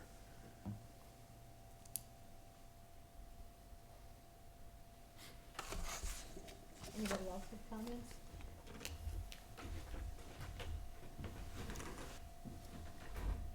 Well, frankly, I don't see a big problem with including the comments on being handicap accessible. But I have handles on my faucets, and nothing wrong with those. I don't need to have knobs. They look fine. I have 36-inch doors in a house that was built in 1958. As part of the process, going back to what the school is hoping in terms of the education, is part of the process like having the students experience developing the plans with the consumer, like to kind of go through and be like, okay, this is what the consumer actually wants for their house, and then how do we work that process versus, like you said, building a spec house and then So that's a good question, Jason. What it's going to kind of depend on is, once again, the client, as it would in any real world situation, because sometimes the client comes to you that, here's my plan, I want you to build it. Sometimes the client might come to you and say, here's kind of what we want. What can you design, or what would meet my needs, or what can you help me with? And that's really the way it works on a day-to-day basis for most developer contractors. And so that's kind of where we're at right now. Like this one on Lutheran Street, he actually said, here's the plan I would like, and that house works on that. We know that house works on that lot, and stuff. So it makes sense, obviously. But then, so at that point, you would pick up with your kids and you would start going through the process of getting your permits and all that type of stuff, If we had a lot and it needed a variance, then it'd be good for those students obviously involved to be able to come to a meeting and see how the variance process works, all the zoning and all that stuff. So it's kind of going to depend and on who the client is, number one, but then number two is how can we take the program forward? And unfortunately, in the city of Platteville, I think as everybody sitting here knows, we're not flush with a lot of lots with opportunity for houses this size, because we're not going to be in the business of biting off a project. We can't chew like, hey, Jason wants a 4,000 square foot house built. Sorry, we can't do, that's not what we would be trying to attempt. So we're going to pick and choose that way, obviously, but. So the thing that I see in Exhibit A that's problematic, it says the dwelling shall include, and then it says not only shall it include features, but it shall include all of these 1, 2, 3, 4, 5, 6 features. So, I share Isaac's concern that that's pretty prescriptive, and it takes a pretty specific person or persons who would want all that. So I share that concern. I don't know if there's a way to either delete all that or say something about So you would prefer features to consideration might include the following. right. But You can use the word may instead of Yeah. shall. Right. consideration might include Correct. the following items. Right. Well, I'm guessing like if you do have a client that comes to you and says, I do want an ADA compliant home, you're not going to say, no, we can't build No. that. Yeah. Correct. Right, then- Yeah. Right. Yeah. Right. No, we're gonna, once again, because that's a real world scenario. So that's what you would do for a client in the real world, so we would try to do that, obviously. It's not saying that we would not build that, but we might not want to require that it has to be built that way if that's not what somebody potentially would want. So you could, it could even be phrased to say, the district is open to Yeah. providing housing that improves accessibility and mobility for individuals. And such a house might include the following: a 0-step entrance, so that you actually say to people, if you do have challenges, we're open to building for you. We don't have to build a house. Clearly, we don't Right. want to, pigeonhole it to, Right. no, I'm not willing to build a house for you because that would be these challenges. Well, the more challenges you come up with for students, the more likely it is that they run into that somewhere down the road, so. Isaac, would you be amenable to that Yeah, kind of? I have no problem with saying, could or suggest, Yeah. just not demanding or stating it has to be. Has to Yeah. be. Yeah. Okay. And I think ideally it's going to be part of the learning process for the students, because even saying to the home, the person who wants to build a home who maybe has plans set already, you could mention, did you think about this? Correct. Would you like to consider adding Right. that now? Maybe you're going to need it in 10 years or whatever. Exactly. So it's a really good learning experience for the students. to look at all It the clearly is, and you don't want to, once again, you don't want to say to somebody, hey, you have to have this, but did you ever consider this? Because you guys, not to insult you, but you're getting up there in age or whatever, however it is. And that might be the same scenario we run into on Lutheran Street. I don't know. But yeah, that's a good point. And our thing is, it's difficult right now at the stage we're at because we're trying to get the program kicked off, obviously. And in 5 years, I could probably tell you a lot better. Hey, here's how it's going, and report back to you and say, here's what we've been doing. Here's the success we've seen. Here's where we failed and we want to change, because that's going to happen. But we know that the problem is without having it actually in motion yet, we're in the infancy. So, Ken? You didn't discourage me or insult me because of my age. But anyway, I want to say to you that in 1975, I built a 21 by 28 addition to my house, and it resulted in handicap accessibility to my house. So I was a few years younger when I did that. And that's a great thing. And it's obviously worked for you since 1975, right? It's good. All right, thank you, Kurt. Thank you. And Now I let's, don't have to move out right away. There you go. okay, let's move on to our next agenda item, which is the petition for detachment of land at 1525, 1535 North Elm Street. Okay, so the city received a petition regarding a request to detach the properties at 1525 and 1535 North Elm Street from the city. The properties were annexed to the city in 2004 when they were owned by Lon with Pluckon. How about that? Sure. Former city manager. The detachment of property is essentially the opposite of annexation. If approved, the property would transfer from incorporated city status back to unincorporated town status. Any resident of the property would become residents of the town of Platteville rather than the city of Platteville. Property taxes from the property would go to the town of Platteville rather than the city of Platteville. The properties are further described as Lot 2 and Lot 3 of the Certified Survey Map 1123, which includes 3.92 acres. The property at 1525 North Elm Street is currently vacant, and the property at 1535 North Elm Street contains a single-family home.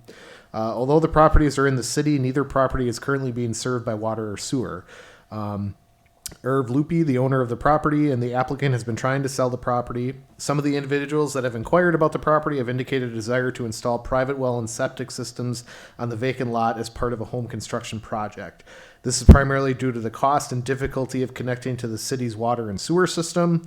A connection to the city's water system and would require obtaining an easement from an adjacent property owner to allow the installation of the connecting laterals and mains, and would require the installation of a significant length of lateral and mains. The applicant submitted a request to the Water and Sewer Commission to allow the installation of a private well and septic system on the property.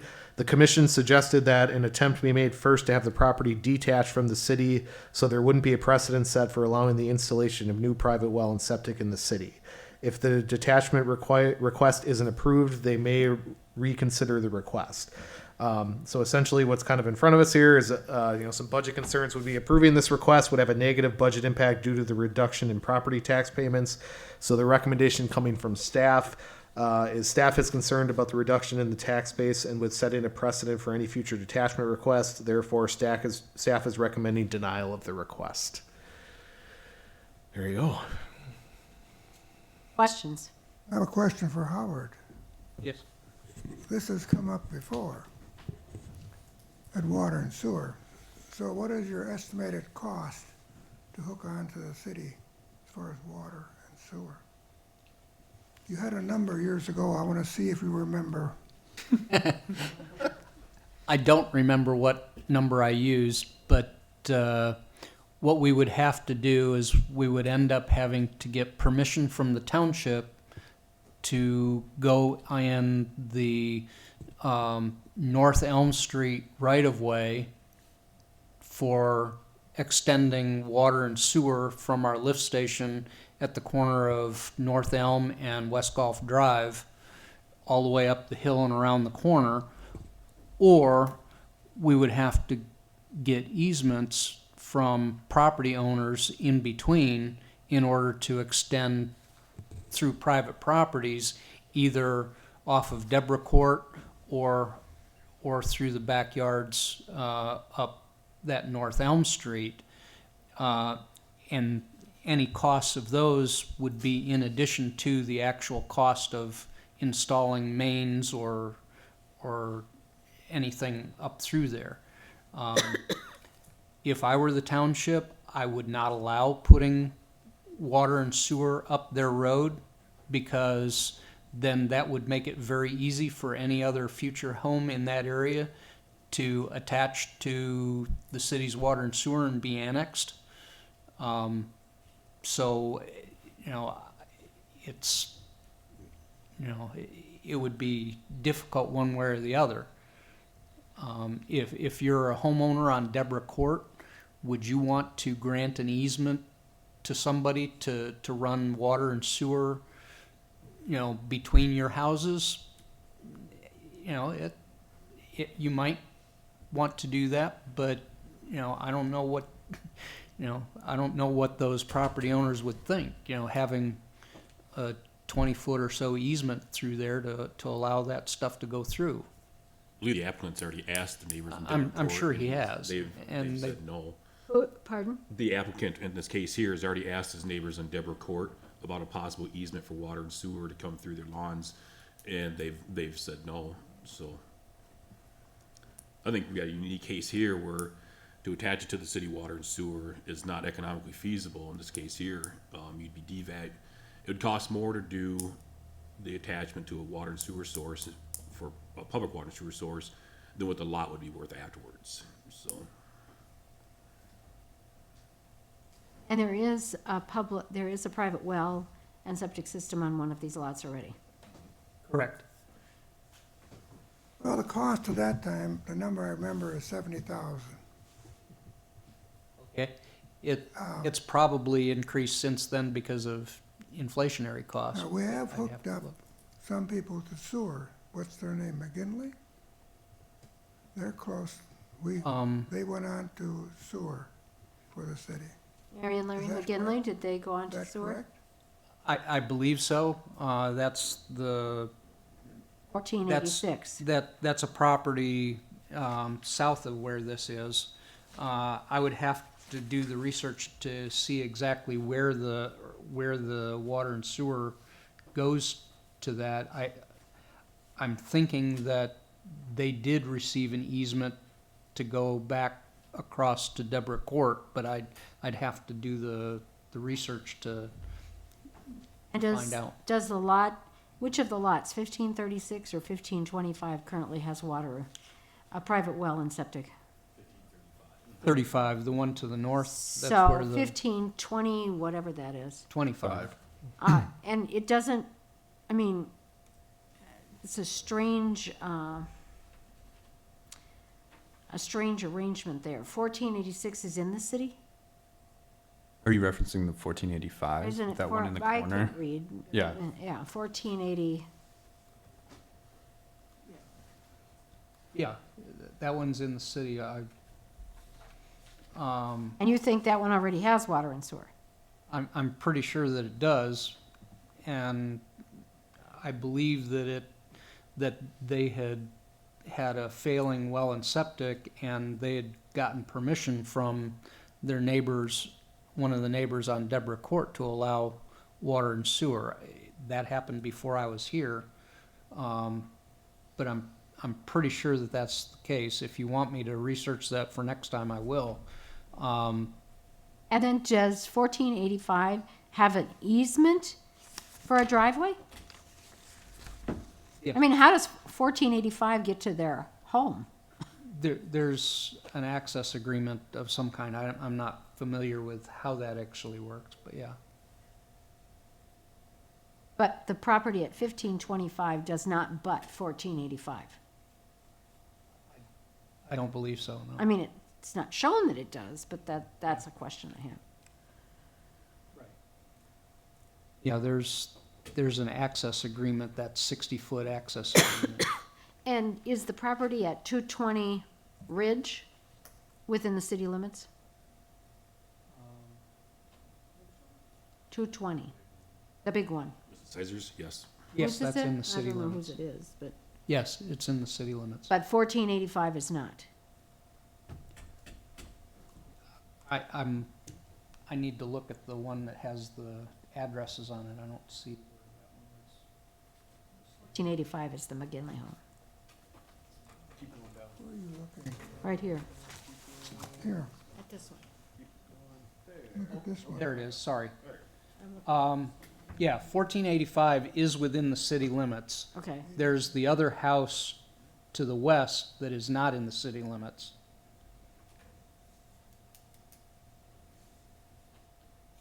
Yeah, it would be interesting to see how 1485 has gotten water and sewer. Yeah. I'll look at that. Like I say, I'm pretty sure that they go across an easement to Deborah Court, but I'll confirm that for you. And where does the line go in terms of like what is city and where the town starts?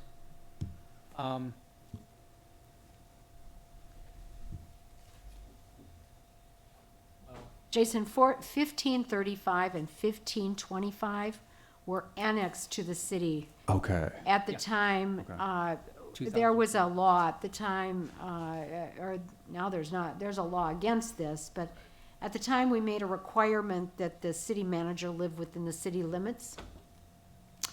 And Lon Plucon was the city manager, and he found this property that he liked. So he bought the property and requested annexation. Okay. So that's why 1535 and 1525, that double lot, is within the city limits. And the other properties on North Elm that have driveways onto North Elm are not within the city limits, I believe. So pretty much like that back line of all the houses in the Deborah Court, and then the Grand View is kind of, so that one square is town? Okay. Yes.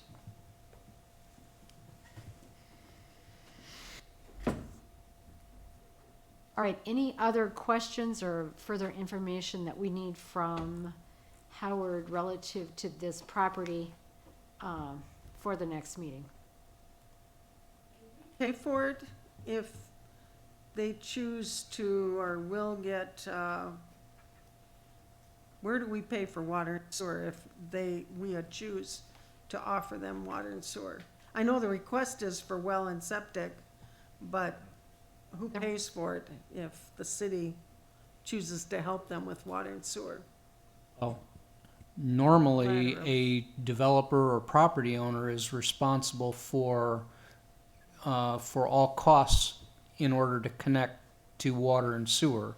And that's where Mr. Killian was talking about a previous estimate that I had of $70,000 to extend water and sewer mains to serve those properties coming up the backside from North Elm and West Gulf. If the property owners to the back, 1510, 1500, 1520 Deborah Court were to allow them an easement to get across and connect to Deborah Court, it would be much cheaper. But as Isaac mentioned, Mr. Lupi had attempted to contact these individuals to see if they would be willing to grant an easement, and what he has said is that none of them have agreed to do so. All right, any other questions on this particular item? Otherwise, I think it's probably time that we move on to the next one. Which is getting, well, for whatever reason, I can't return to the agenda. That's interesting.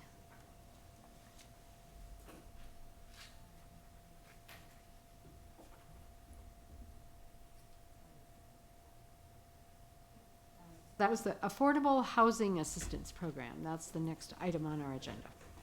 Okay, so obviously in 2019, the city of Platteville, in partnership with the Platteville School District, Platteville Area Industrial Development Corporation, Southwest House and local banks contracted with Verbicar Associates to complete a housing study. After completion of the study, a subgroup conducted additional interviews, including outreach to other cities with housing programs.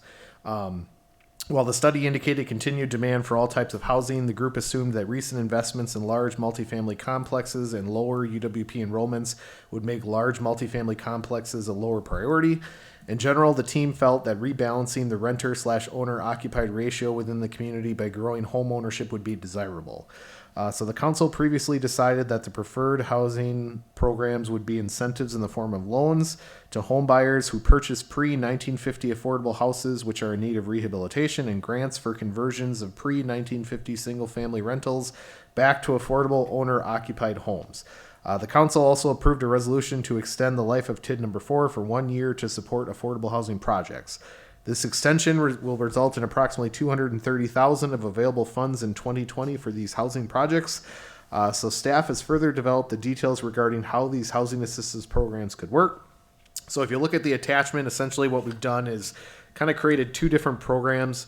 One is basically, it talks about kind of the property and project requirements. So there's financial assistance is only available for building improvement projects to assist buyers that purchase a single family home built prior to 1950 and locate in the city of Platteville.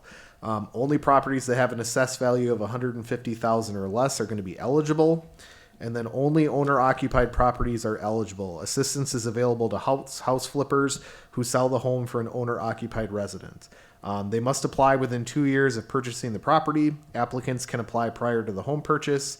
The eligible improvements are limited to those made to the interior or exterior of the principal structure and must be part of the structure and not movable at time of sale. So furniture, furnishings, appliances, windows, things like that would not qualify. The application is based on cost estimates for proposed projects, but funds are distributed to applicants as a reimbursement based on invoice/documentation. Staff will conduct a pre-construction inspection and inspections of property during the project to verify work has been completed and materials are purchased, and a development agreement would be executed prior to work. So there's basically two loan programs. There's the home improvement loan, which is a no-interest loan up to $25,000. The loan is secured with a mortgage on the property until the loan is repaid. The loan is repaid through monthly payments. So we did some loan payment terms as based on the loan amount. So it's a 48-month term for projects up to $15,000, a 60-month term for projects over 15 and up to $25,000. The loan payments are delayed until the project is completed and up to 6 months from the date of the loan agreement. Full payment is due in full at the time, anytime the property is no longer the principal resident of the applicant or an immediate member of the applicant's family. And then the property must be owner occupied for a minimum period of 5 years after the loan is awarded. So that's the one loan option. And then the other one is the rental conversion grant, which is where there would be up to $10,000 for a matching grant for single family homes that are converted from a rental property to an owner occupied home and that receive eligible improvements. It's essentially 50% of the project costs. The house must have been a rental property for a minimum of 5 years prior to the application. And then afterwards, the house must be owner occupied for a period of 10 years after the grant is awarded. Essentially, a deed restriction will be placed on the property to enforce this. So then we kind of gave you copies of what the actual loan applications would look like. So there you go.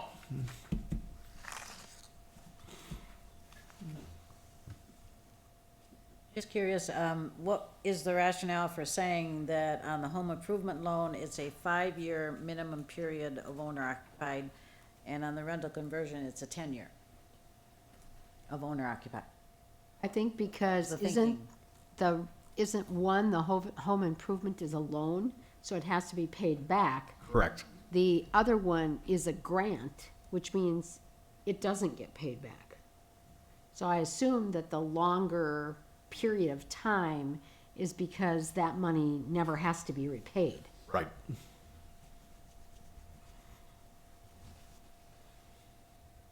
Ken? A couple questions. Did you consider at all a duplex? And so half of the duplex, one duplex, part of the duplex is used for the homeowner, and that's getting help, and then the other half is rental yet. Did you consider that? Yeah, I think, it would go through the loan process, but I believe it would be looked at. It would probably depend on how that duplex is listed. So if it's considered one property, then it may not qualify, or if it's, you know what I mean? It could be separate. So I think that was part of, and I think if we discussed that in the, I think when we came up with these programs, the intent was to take either unoccupied, 1950s and prior homes, typically two-story homes that, or homes that were student housing that had been divided into several, leased rooms or what have you inside the home. So the intent was to take those kinds of homes and incentivize the refurbishment of those homes and the marketing of those homes. So the duplex was not part of what was being targeted. What about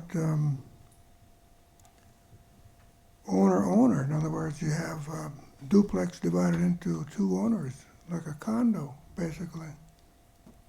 So the intent would be that this was single-family homes with the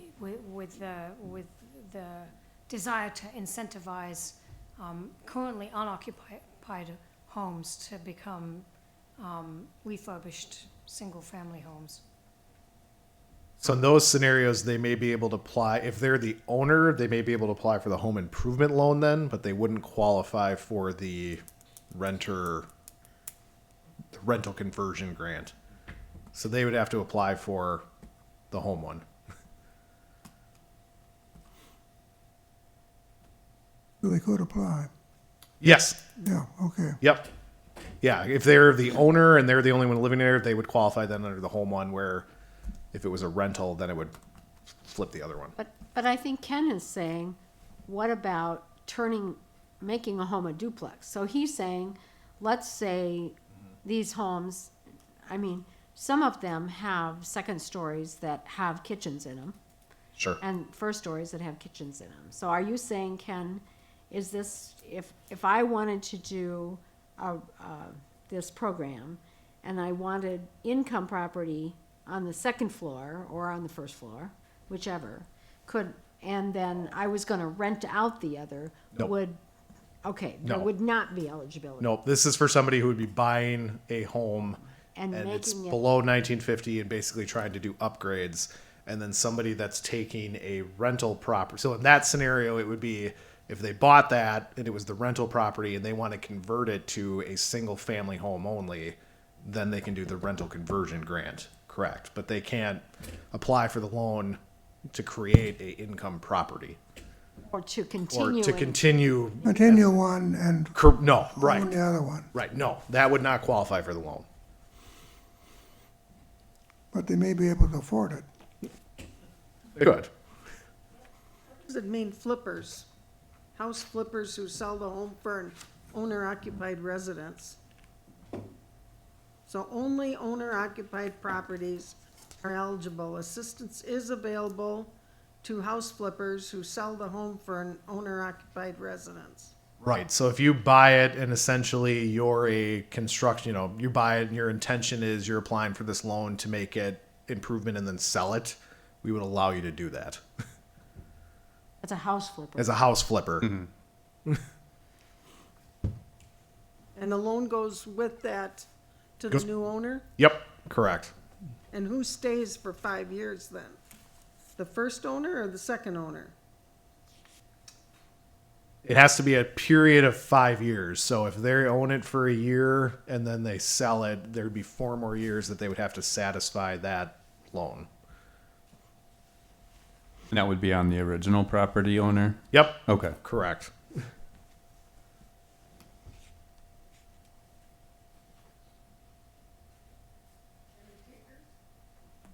Any other questions? Well, I just am thinking about what Ken said. There are some homes in our community that are older homes that have been converted to duplexes. Some of them may or may not qualify if you were to try to do that today because of the lot size. But I think Ken has a good point that if you have a property that's already being used as a duplex, and if the person wants to buy it and live on, we're gonna say the first floor, but continue to rent out the second floor, because that's a source of income, and it will help make the payments to the bank and for this program as well, if this program would allow that. But from what I'm understanding, that would not be allowed, even though it's a current duplex use. I could not buy it, say, as the owner occupied portion would be just the first floor, but I could rent out the second floor. And I know this was done in Madison, by the way. They allowed it for a certain number of years, that you Sure. could actually rent out a portion of the property. But after a number of years, it had to be converted then finally to a single family, I believe. So I think there's some value in what Ken is suggesting. The idea that if it's already a duplex, and it would help the buyer to be able to afford to buy that property. So then the question would be whether or not the home improvement loan Right, would be appropriate in a case like that. right. Conversion would not, because you're still renting it. Yeah. So I think that's something maybe we should think about a little bit more. It's an option to consider, sure. What if you're still owner occupied in that scenario, right? It would have to be. Just have rental income on the property. Like it's owner occupied rental, which, You're not occupying the whole building. And I think that's where we need to clarify it. It's not then a single family home. Right. Right. Yeah. And my thought on that is, if somebody is with the duplex, if they're getting income from the rental, that's kind of boosting them financially, versus somebody that maybe doesn't have that as an option, then they would benefit a little bit more from the loan. I don't know if my explanation makes sense, but I feel like maybe, I don't want to say like the person renting out the other part of their duplex has an advantage or something, but when you look at it from kind of like that grant, and then the loan itself from the city, I kind of see it as maybe looking at more opportunities for people that financially need it more. So Eileen, if you believe that there was this possibility in Madison, could you research and bring that to Adam and to Nicola, please, so that we could at least look at some of that language? I believe the idea here, though, is to make sure that these properties are owner occupied. Yes. That these are not pure rental properties. Right. That they're owner occupied properties, whether they be single family or whether they be in some way a duplex. And I do like the idea of, and understand the idea of income for a while off of a property, but I also think that the Madison idea of this can happen for 5 years or for whatever amount of time, but then you have to convert it, then it has to be for one and only one family. May have some. I'll see if I can find information See on if you that. I can know find it's been a while ago since they did that, but I will see if I can find something. I'm also curious on the conversion grant, if the 10 years was not met, is it a full repayment of the grant? So year 9, they can only find a buyer that wants it to be a rental property back, or is there any sort of proration? Well, if it's a deed restriction, it's a deed restriction. Yep. So it's it usually, would- Cannot be sold. That, right. No It's just like, Yeah. Right. I mean, there are homes in town that have signed up to be in the overlay zone. And there's, you can't have, I mean, and that's on the deed now, and that's just the way it is.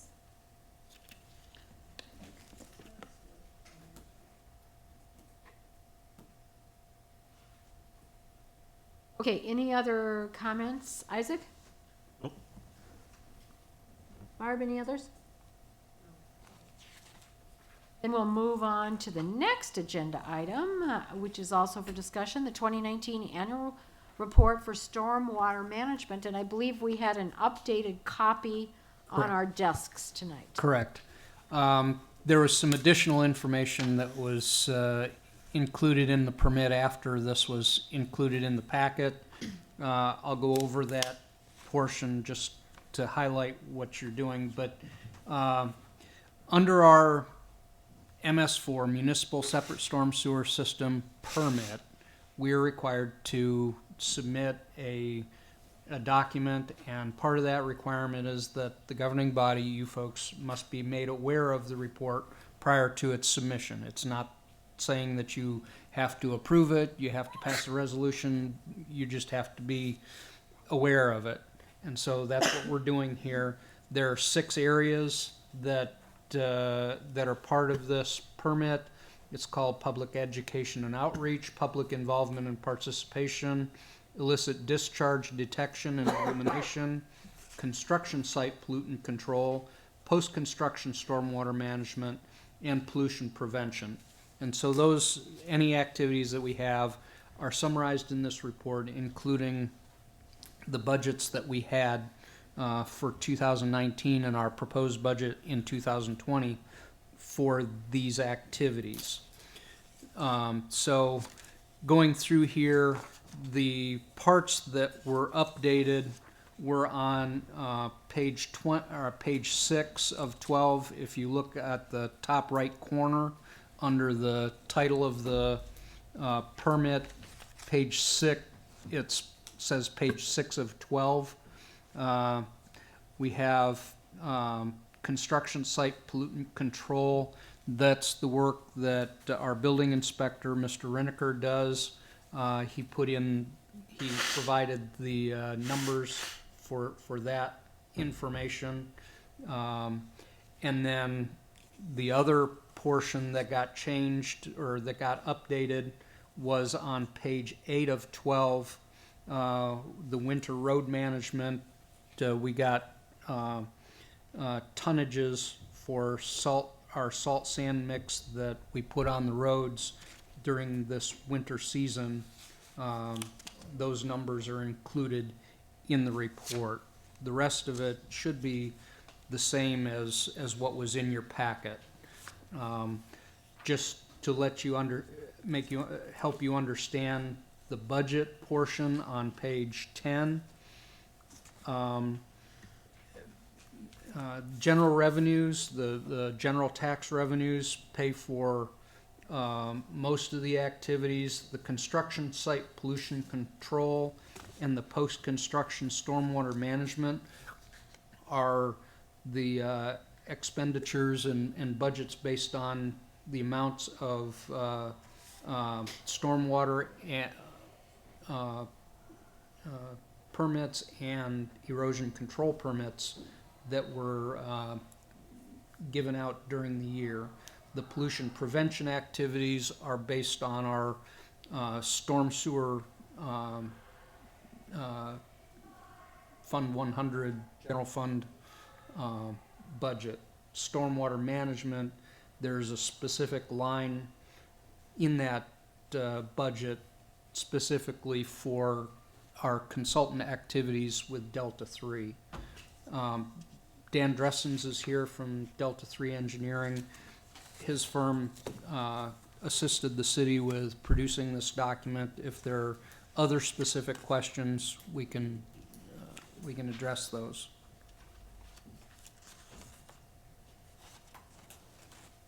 I have one question. It's on page 10 of 12, water quality. And it's under 2A. Then you mark no.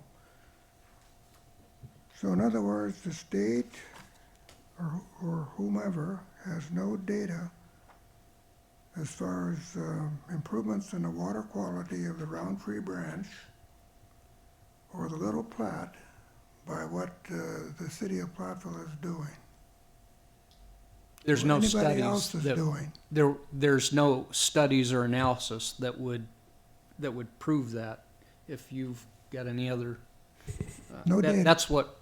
Yes. Now, I mean, there are many other communities, many other streams and rivers. You know, Rock River and Pecatonica and Fox River and things like that. That the state and the larger communities that are on those, they fund actual studies to try to determine what the what the pollutant levels are and whether they've gone up, down, or not. But we don't have those kinds of budgets, and neither does the DNR. The DNR does not have any data for this area that we know of. Not that I'm aware of. Well, what comes to mind is that we have a limit of 1 part per million phosphorus, and now that's going to go to 0.075, correct? That's correct. That Okay, 0.075 is the largest limit that will be imposed on anyone yes, but within the state. so we're going to have to put that amount of phosphorus, I shouldn't say it that way, but that's the limit, 0.075. So if we're putting it into water that is brown polluted, so the question is, what effect is Platteville having upon the water quality? Well, there's I've asked that question once there's before. there's many different ways to answer that, but for example, what you're specifically talking about is our wastewater plant. What this is this is our storm sewers, and they're two totally different things. Yes, but But the same to answer stream. what you're to try to get towards what you're asking is that we also have a 5-year permit for our wastewater treatment plant, and every permit cycle that we've gone through, what we've seen is that the water upstream of the wastewater plant is dirtier than the water downstream of our wastewater plant. So our wastewater plant discharge water is cleaner than what is in the Roundtree branch before you get there. So we're diluting the pollutants in the Roundtree with our wastewater. Now, what that water is that's coming downstream is all the discharges from the farm fields and from the city that discharge into the Roundtree before the wastewater. So, yeah. But there's no, unless you actually look at those 5-year permit cycles, I don't know whether you would see any difference in the water quality of the Roundtree upstream of the wastewater plant. I mean, that would be the only thing that you could do. And, you know. But we've discussed this before, and it's, to me, it's questionable, the 0.075. It's a law. Okay, any other comments on the storm water system permit report?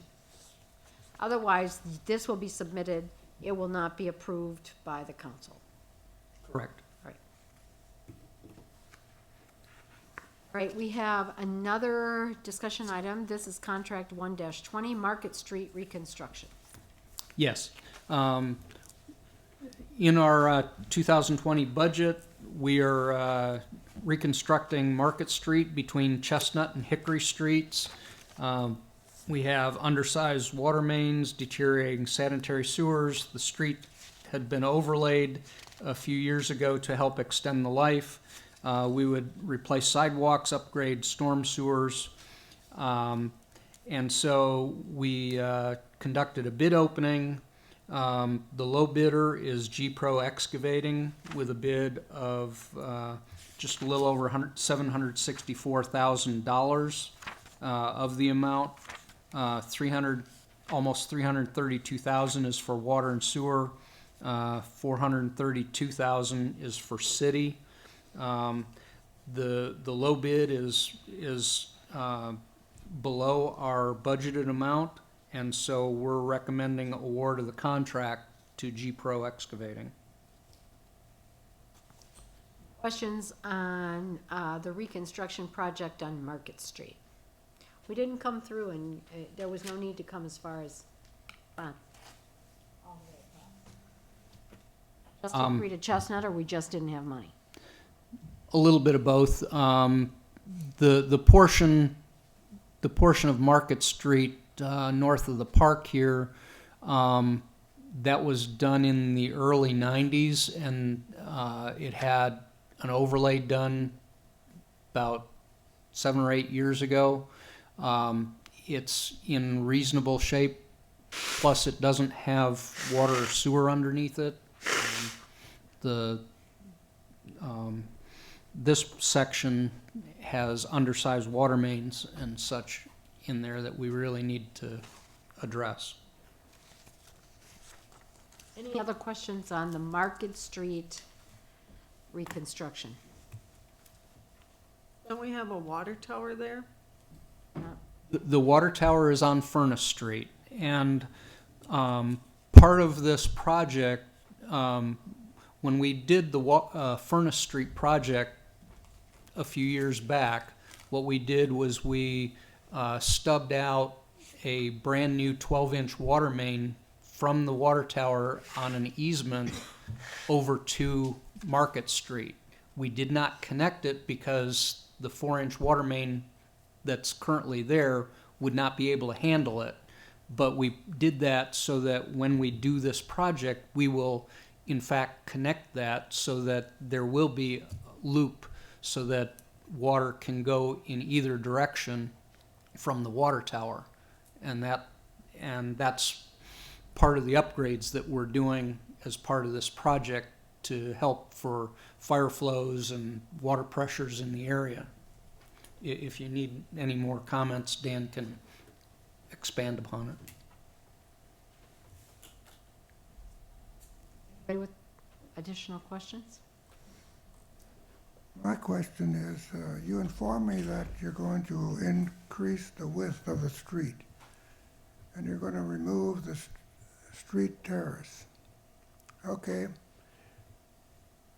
What might you be doing to help the adjacent property people and renters as far as removal of snow? Do you have any plans? Because that's a complaint I get, that the snow is coming on their sidewalk. So now, what are you going to do?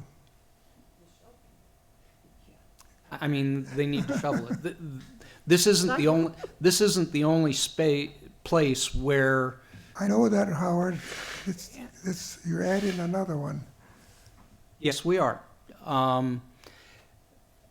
I suppose the question is, when you drive on Market Street during the school year with the parking that's there, that street is relatively narrow. It's hard to get 2 lanes of traffic with the parking that's there.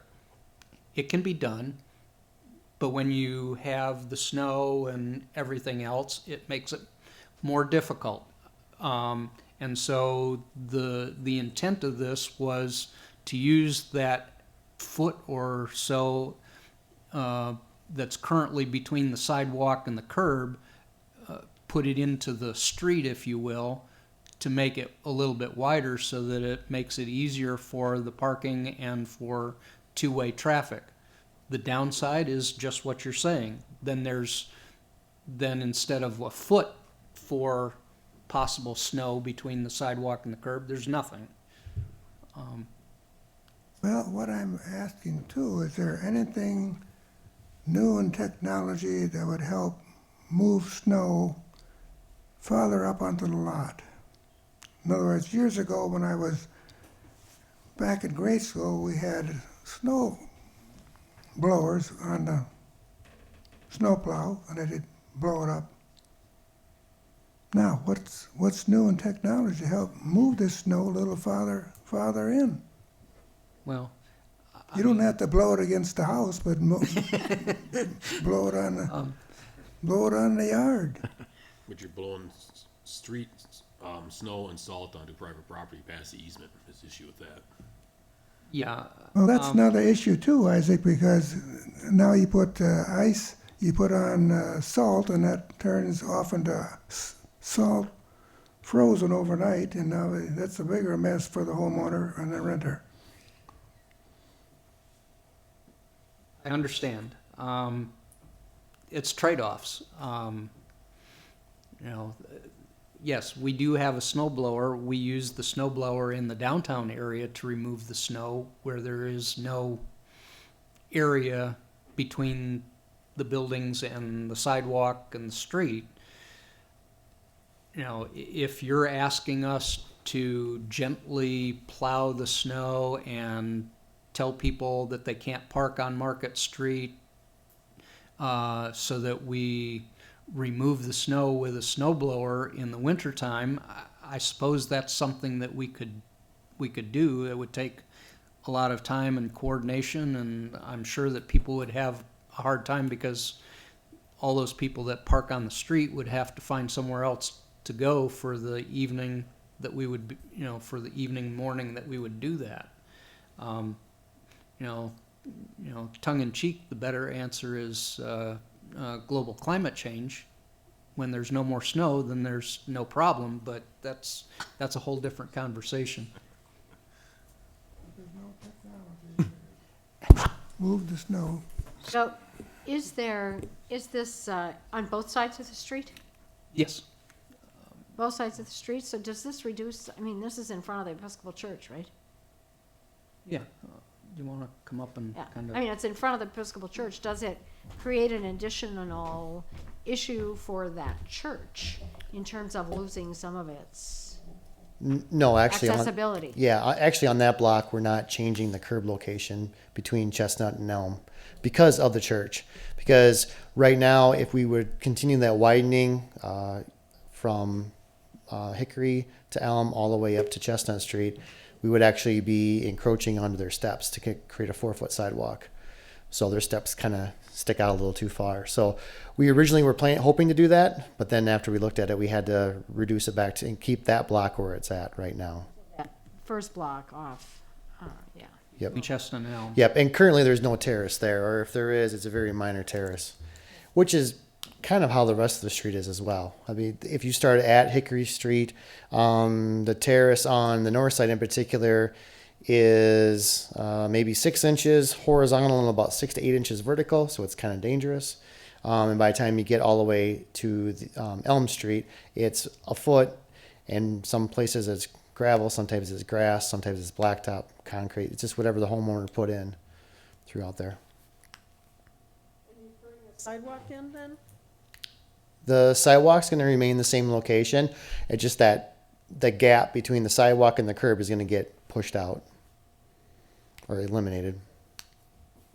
Basically, that's the same thing that was done on Washington Street. Correct. Yeah. So if you want to see what it's going to look like, go on Washington Street, because that's exactly what was done there. Mm-hmm. Well, we have Second and Fourth Streets are the same way. In sections, correct. And so how has Washington Street worked out? It's less than ideal, but, we recognize the fact that if you're pushing snow off the street, it's gonna go on the sidewalk regardless. There will be some question, I think, about snow removal, the 3 feet, which is what the minimum is required in the wintertime. Sometimes I think that's going to happen because you just literally don't have any place to move the snow to unless you take it all from the east and move it to the west onto the lot of the project. There's just no other place to put it. And that's is that a 4-foot wide sidewalk there? Or 4. 4. Correct. Yep. And that's a lot of snow to remove, so, yeah. So it's working, and I understand why it had to be done at the time. It's better that street is wider. It's much safer for people to travel up and down it, so. Yeah. It's not ideal, Ken, but that is No, the I thought reality. maybe there was something new that we're missing. Well, we How about a could brush? put There you go. heated roadways in. Yeah, there you go. How about a brush sweeper? Brush sweeper to sweep off the snow onto the, We could raise the sidewalks, Ken, and push the snow under the sidewalk. yeah, well, All right, I think there's enough ideas here that aren't going to go anywhere, that we might as well move on to the next item, which is the Aldi Inc. unlawful tax claim for tax year 2019. And Candace, it appears you get to speak tonight. Good evening. I will try to make this quick. I know everybody wants to go home. So for the 2019 tax year, City Assessor Accurate Appraisal is the company that we have as our city assessor. sent out the 2019 Notice of Personal Property Assessment to Aldi Incorporated on May 2nd, 2019. The notice provided Aldi with the total assessed value of personal property and was based on the original statement of personal property that was filed by Aldi in February of 2019. The notice also included, as they all do, the dates for the open book, which was for the year of 2019. It was May 9th and 10th, and the border review was on May 31st. No objections to the assessed value were received by Accurate from Aldi Incorporated at this time. The border review convened for the year on May 31st, 2019, without any objections heard. On June 10th, 2019, Accurate received an amended statement from Ryan Tax Compliance Services, LLC, on behalf of Aldi Incorporated. So this was 10 days after the border review had adjourned for the year. Accurate Appraisal did not amend the assessed value as a request was not received prior to the border review. On February 3rd, 2020, so this year, the city clerk's office, myself, I received a letter from Ryan Tax Compliance Service, LLC, via the post office mail containing a claim for $434.25 for unlawful taxes, and they are requesting the claim be accepted based on the amended tax of personal property and the exclusion of certain exempt machinery, equipment, computer assets therein. The claim was received late, as the Wisconsin state statute states that such claims are to be filed by January 31st of the year in which the tax is payable. So by the 2020 of this year, I should have received that. Furthermore, the claim was received via mail and not served to me as required by statute.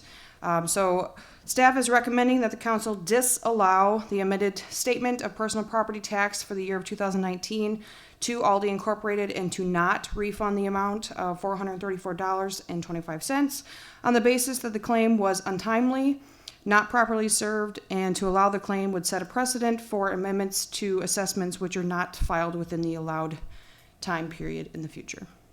Any questions? And it also was in violation of state statute? Correct. Okay. For, yes, 2 items. It should have been served to me versus just sent to me through the mail, and I should have received that by January 31st, and it was February 3rd. Any questions on that? Seems pretty clear to me. Yeah, sometimes we forget about the. Mm-hmm.